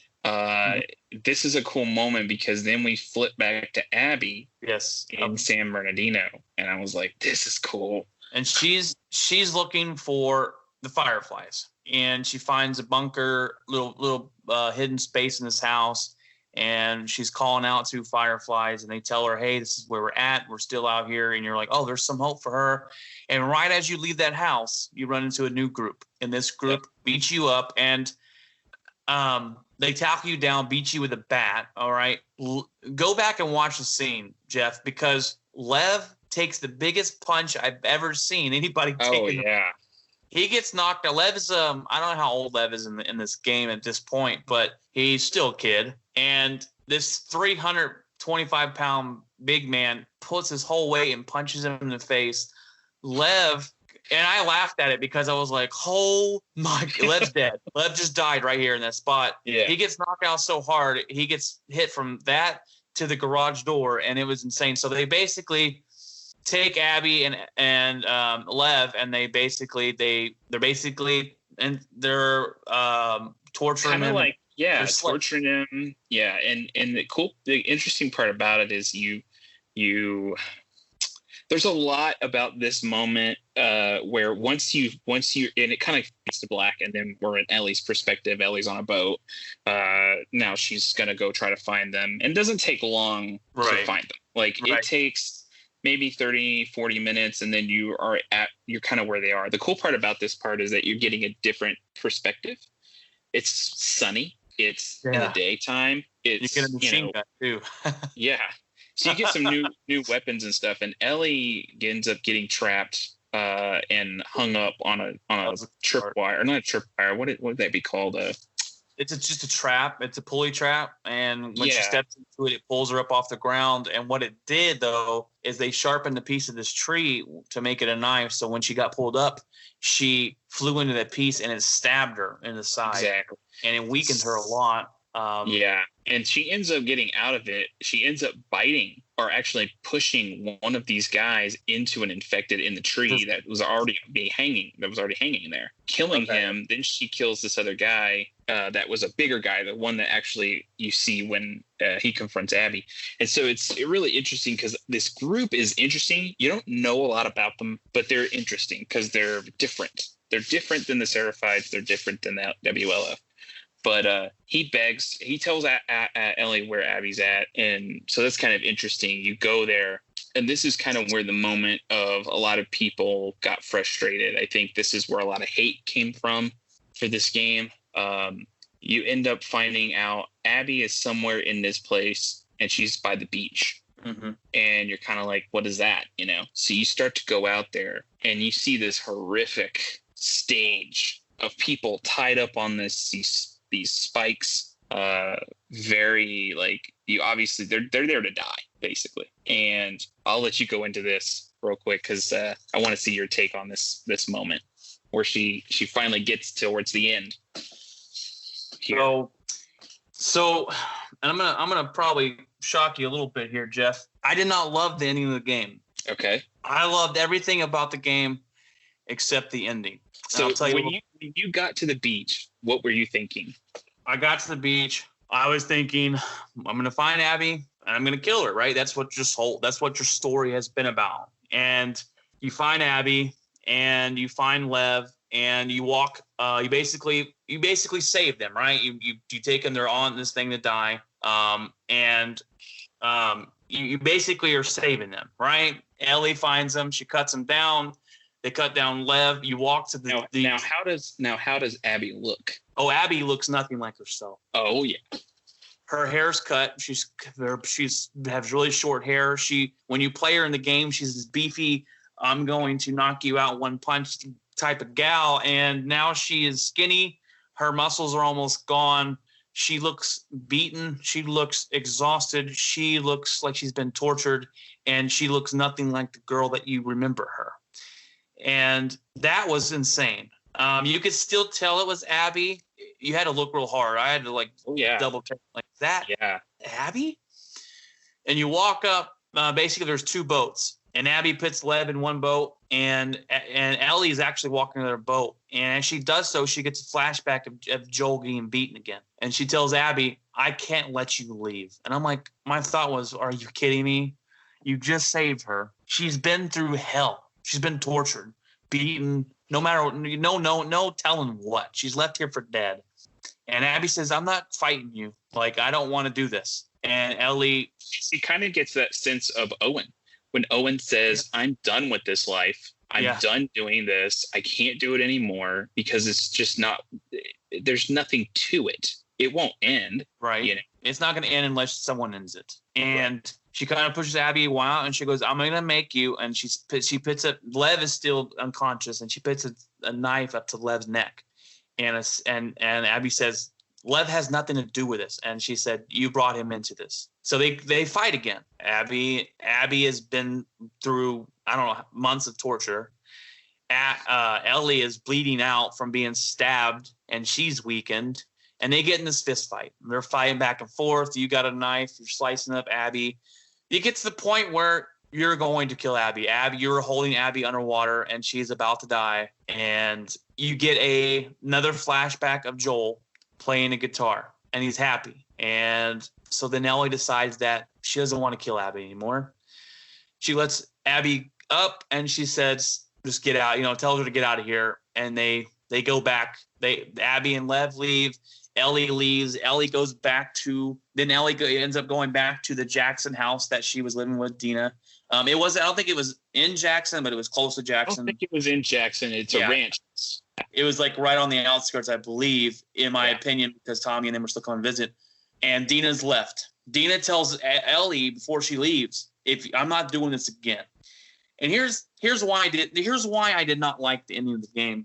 Although I love the game, the ending of the game made me mad because there's no closure. There's no closure to the game. There's no closure to Ellie's feelings of revenge. She didn't kill Abby. She set out on this whole thing of revenge, choose to kill Abby, and Abby beats her up. She doesn't get to kill Abby. She has this life. She has this life that she can go and live with Dina, and they can raise this baby together, and they can be happy. But she lets that revenge, again, we talked about this, ruin her life.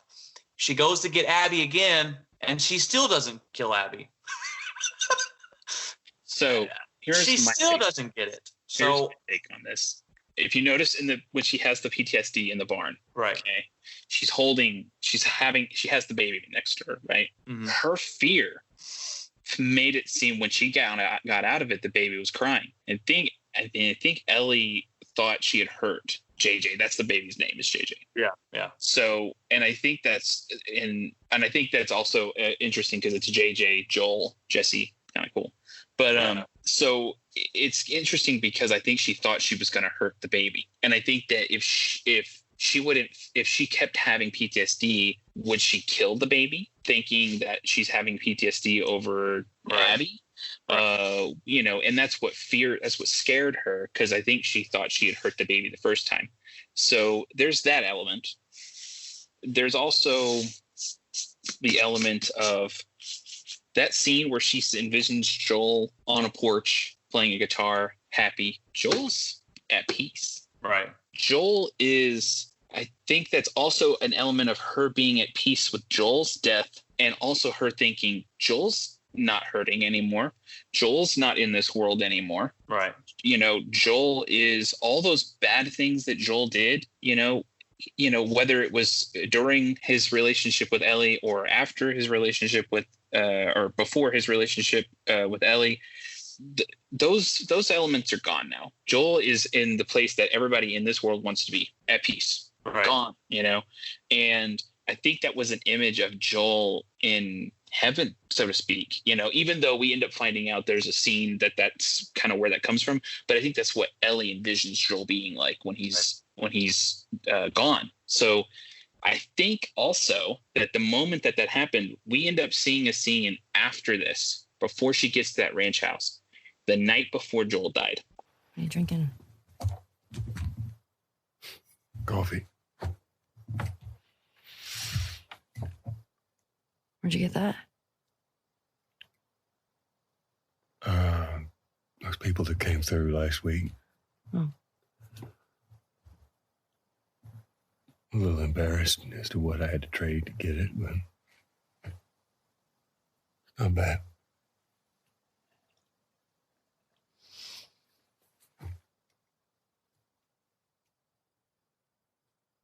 I had Seth under control.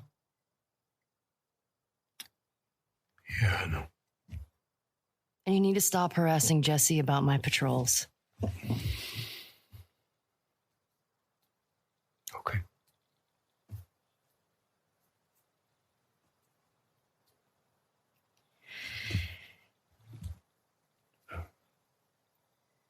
Dina. She your girlfriend? No.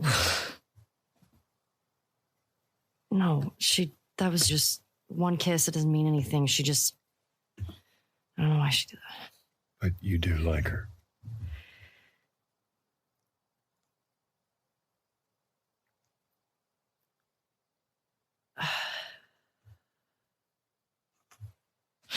So stupid. I have no idea what that girl's intentions are, but I do know that she would be lucky to have you.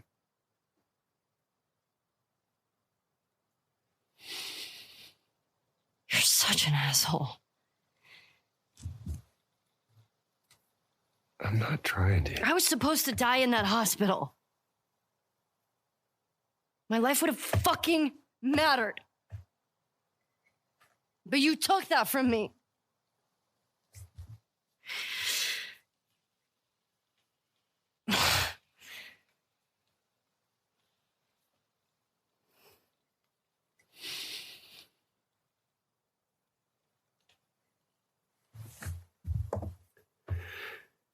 If somehow the Lord gave me a second chance at that moment, I would do it all over again.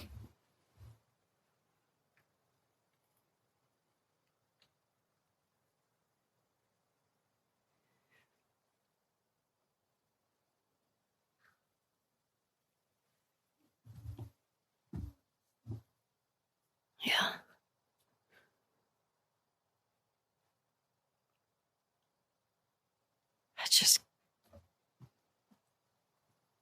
I don't think I can ever forgive you for that.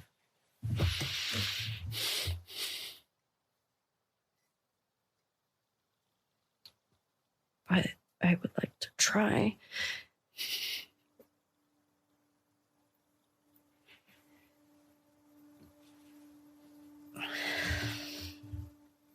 I like that.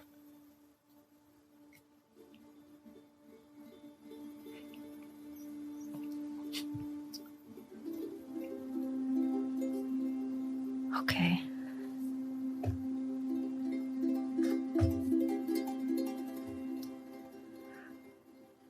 I'll see you around.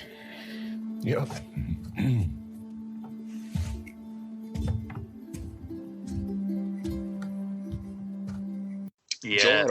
Joel had already told Ellie that he had lied to her, and she was upset. And this is why Ellie was upset with Joel initially before he died.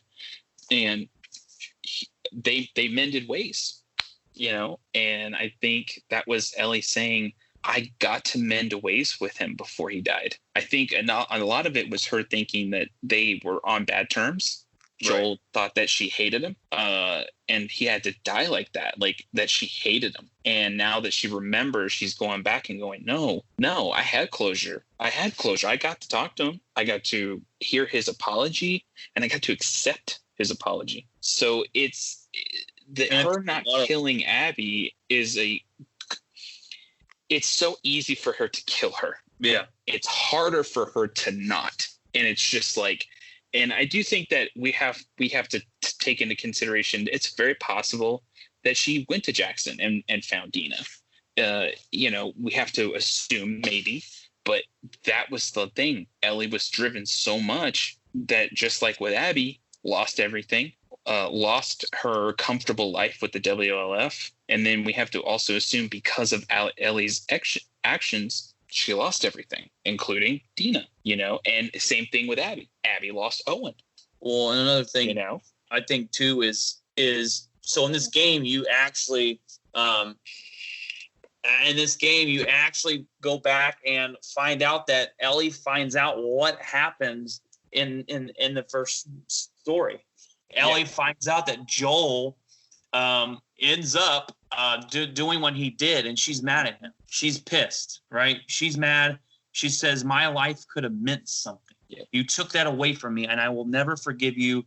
And she had some that anger towards him. And I thought that because that's that part of the scene where they kind of make up. She tells him how she's feeling, and they kind of make up of what they kind of make up, and she tells him how he's feeling, and that they're going to be back on good terms. The next day he dies, and I think she has some regret there, saying, that the last days of his life, or the last part of his life, I was mad at him, and we didn't get to live.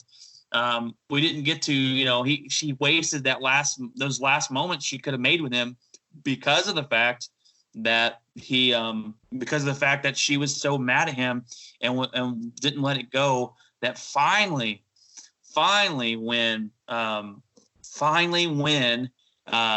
they made up, it was a little too late. And I think she has some regret there. I think that's what the theme of this game is that, all these things that these people do have ramifications past just the stereotypical someone's dead, someone's alive. Like their lives are completely and forever altered, both Ellie and Abby, by Joel. Both of them. Right. They would not be where they are today if it wasn't for Joel. And Joel was the catalyst that brought these two together. Good, bad, whatever. But I think that Abby looks at Ellie the same way of, well, if it was the other way around, I would have obviously done the same thing that you're doing, so, and vice versa. And I think they both realized that in that last fight. And so it's just interesting. This is an amazing game. This is probably one of the most divisive games I've ever seen. So many people, there are a lot of people that like it. It's sold 4 million copies in one weekend. That's physical. That's not digital. So digital's even more than that. But there's also division in the game. So there's a lot of people who hate this game. It's so weird how this game has split. You had all these people that loved the first game, and the second game, it's like this split, of people that like it, people that hate it. There's a lot of negativity surrounding the community of this game, that some of it's just ridiculous. Like Joel's death, something had to drive her. And if we had to assume, what would be the one big thing that would cause her to go on a killing rampage? It would not be Dina. Right. It would not be Dina. It would have been Joel. It would have been somebody so close that would cause that. And so, there's that. The lady who voices Dina, or not Dina, the lady who voices Abby's getting tons of negative hate. It is crazy. That's all death that. threats. I think that's the dumbest thing, man. To take it so seriously. And there's a lot of things that I want to give Neil a pat on the back for. He took a lot of balls. He had a lot of courage to come out here. You see a lot of things in this game. You see You got a lesbian couple that's going to make people pissed. You have we have Lev who's a girl who feels like a boy. You have all these things, and not only that, you're going into one of the darkest games you could play. They're so graphically gory. He did a lot of things here that broke a lot of barriers, and we were talking about this a little bit ago, that this game is going to make other games grow up, right? Yeah. And be this kind of game, because there's a big market for it, and people can't be safe to be able to come out with these games and do it. So I thought it was great. I loved every second of it. I'm gonna go back and there's a new game plus mode where you kind of keep all your stats and your weapons and your upgrades and stuff, and I'm gonna try to platinum it at some point. Right. You know, and it was an awesome experience. This is one of those games they'll be talking about for a long time. I mean, there's podcasts that still talk about this game. They've had 5 spoiler casts. It's crazy. Like, this game is still being talked about weeks later. Like, it's just, to me, this is going to be one of those moments where I hope that the video game industry is like, we want to talk about news and interesting stories and not be afraid of people and the audience getting upset about it, you know, where they're catering towards the audience and not telling the story that they've envisioned. And that's what Neil did here. Neil told the story he envisioned, whether it was well received or not, doesn't matter. It's his story. They're his characters. And as much as everybody's upset that Joel died, he's just as upset. It's his character. You know, he made it. So I loved it. I don't know if they'll do another one with all the hate and stuff. I wouldn't. But I don't think they can make another one. My wife thought it'd be good and cool to see where Abby and Lev go from there, to start off, to go back from that point. If they did, I would just see them doing a different story in the same world. You know, like, this is a different story, but the same universe. So virus, you know, whatever. There's supposed to be a multiplayer mode coming soon. So factions is still a thing. I don't think we'll see that until maybe months and months down the road. Right. But that'll be fun to play. It's always fun to jump online and play. It's the online, or the factions for the old game. It's just, it has that intense moment as well. And let me talk about this. The music in this game is top notch. It sets the mood. It sets the mood. The NPCs in the game make it even more real when you kill like a dog, and it's like, oh, hey Sam, what the heck? And they run over and they're upset. You feel bad. You're just like, this is horrible. Like, this game makes you feel. That's it. It makes you feel. Period. It does, and I think we talked about this before, Jeff, about how PlayStation, I think this is what they do best than any other company like Xbox or Nintendo that make games, and they want to make you feel the experience. And to me, that's so amazing. And we talked about the PlayStation 5 last time we did a special episode like this, and we talked about how they want you to feel your gaming experience with a 3D audio and those that controller coming out with the dual what is it called? DualSense and all that stuff in it. They want to make you feel. So could you imagine being able to play this game on the PS5 and you're already feeling the emotions of this game, and to be able to feel it a little bit better with that coming in, and it's just I'm so looking for the PS5. But this game and the directors they're geniuses. They're masters at the craft. Exactly. This is a masterpiece. They're masters of the crafts. This was like watching a movie. My wife was watching me play it, and she was on the edge of her seat. I'm on the edge of my seat playing this game. The emotions you feel, by far the best series in the PlayStation history, by far the best game I've ever played. So you've got to go out. You've got to buy Last of Us. Absolutely. You've Absolutely. got to buy support. Last of Us. And you know what? And the thing is, whether you read the leaks or not, and just go and try the game out. Like, give it a benefit of the doubt. I know a lot of people have like, I don't have Spell Leagues, I'm done.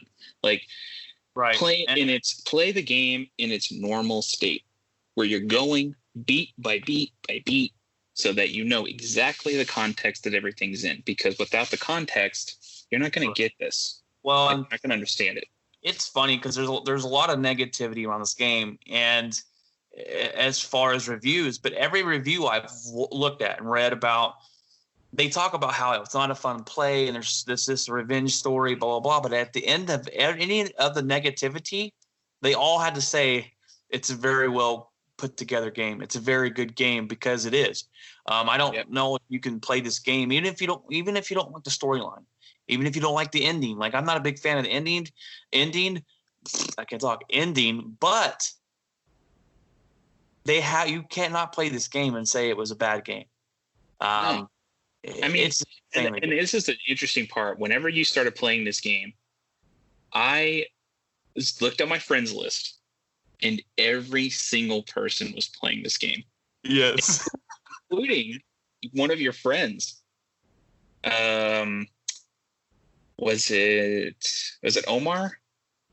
Osama, probably. Osama. Okay, so I saw him playing it. And I was like, I thought he didn't want to play this game. Well, he did play this game. So it was interesting to see all these people playing it and enjoying, at least whether they like it or not, trying it out and seeing if it's good or not or whatever. But enjoy it, because this kind of stuff is rare, man. Like, these kinds of games are rare. This is a game. This is a game. If you don't have a PlayStation, you go out and buy a PlayStation just to play this game. Yeah, I mean, and even if you don't have a PlayStation right now, or if you've had an Xbox or whatever, if you're looking into getting the next gen console, get it, because this game will be backwards compatible. You will be able to play this on the new system, and so on and so forth, and you're going to get all these benefits by doing so. So, I can't stress enough how much I recommend this game. It's just too good. Me neither, man. I was blown away. All the twists and turns in the storyline, the masterpiece storytelling here is it's insane. And I was not expecting this. I was expecting a great game, and I was expecting, because it's Naughty Dog, that it was going to leave you blown away. Absolutely. And I think it met and exceeded those expectations on when the storyline went. And I did not see that you had to play as Abby, right? I did not see that coming as you playing someone else. So I thought seriously, man, Neil and them are geniuses. And this, I mean, I'll buy any Naughty Dog game coming out. I mean, it doesn't matter what it is. Absolutely. It doesn't matter what it is. I'm buying it, and it's good. It's gonna be good. But we're gonna go ahead. We're going to end up wrapping this episode up. This will be our longest podcast that we've done, Jeff. It's almost 2 hours, and but it's good. It's good entertainment, and that's, if you can do a 2-hour podcast on a video game, it's a good video game. So, but I thank you for coming on, and I just are you gonna there'll be some more sports stuff coming up soon, with NBA starting this month and baseball starting this month. So we got a lot going on. I think they just announced NBA 2K20 for PS Plus. So I'll be downloading that. I had to go out and buy an SD card today, external hard drive for the PlayStation. So I will be downloading that and putting it on there. I can finally upgrade Call of Duty. So I will be putting Call of Duty back up on my YouTube account and hopefully Twitch. I got to get that Twitch thing settled out. But I saw you were playing a little bit of Madden last night on there. I played Madden last night, and the Cowboys beat me in the Super Bowl, 17-14. So by a field goal. It was very heartbreaking. Yeah, my last episode of my podcast is about if we're gonna have sports this year, and I still don't know if we're gonna have football season. I don't know if we'll have a full basketball season and all this stuff with the numbers and COVID spiking, but that's a whole nother subject. I will do another podcast probably in not this week, but the next week. Well, actually, probably the week after that when basketball starts back up. Yeah. I'm going on vacation here, not or after this week as well. So lots of things going on, and hopefully we can get back into some sports talk and discussion of actual games instead of a lot of unanswered questions. Yep. So I'm ready for sports to kind of pick back up a bit. See something. We got to get something. There's been stories about players not wanting to play baseball. There's already been players saying they're not playing, and the MLB has given them that option. David Price for the LA Dodgers, big pitcher there. He's already said he's not playing this year. So I'm sure we'll see more players come out and say that. So yeah, there's a lot of unanswered questions there's we have that stuff coming up, and we have some supposed rumors of PS5 stuff coming up here in the next week. Yeah. There's a rumor going around 13th of this month. You'll hear pre-order day price. I heard about the price, and I didn't know if that was a set in stone type deal. But I hear that the price could be even lower. So I don't know yet. We don't know the exact number. Nobody. It's interesting. If that rumor's true, that's what the rumor is. Is this sometime this month we're gonna hear it? Yeah. So it'll be interesting. Yeah, very interesting. So look forward to that here on Watson's Playbook. I hope you guys have a good week. We hope you guys remember that happiness is a mindset. And during these times of unknown and craziness, we hope that you remember that and remember to stay safe. And God bless you guys. Peace.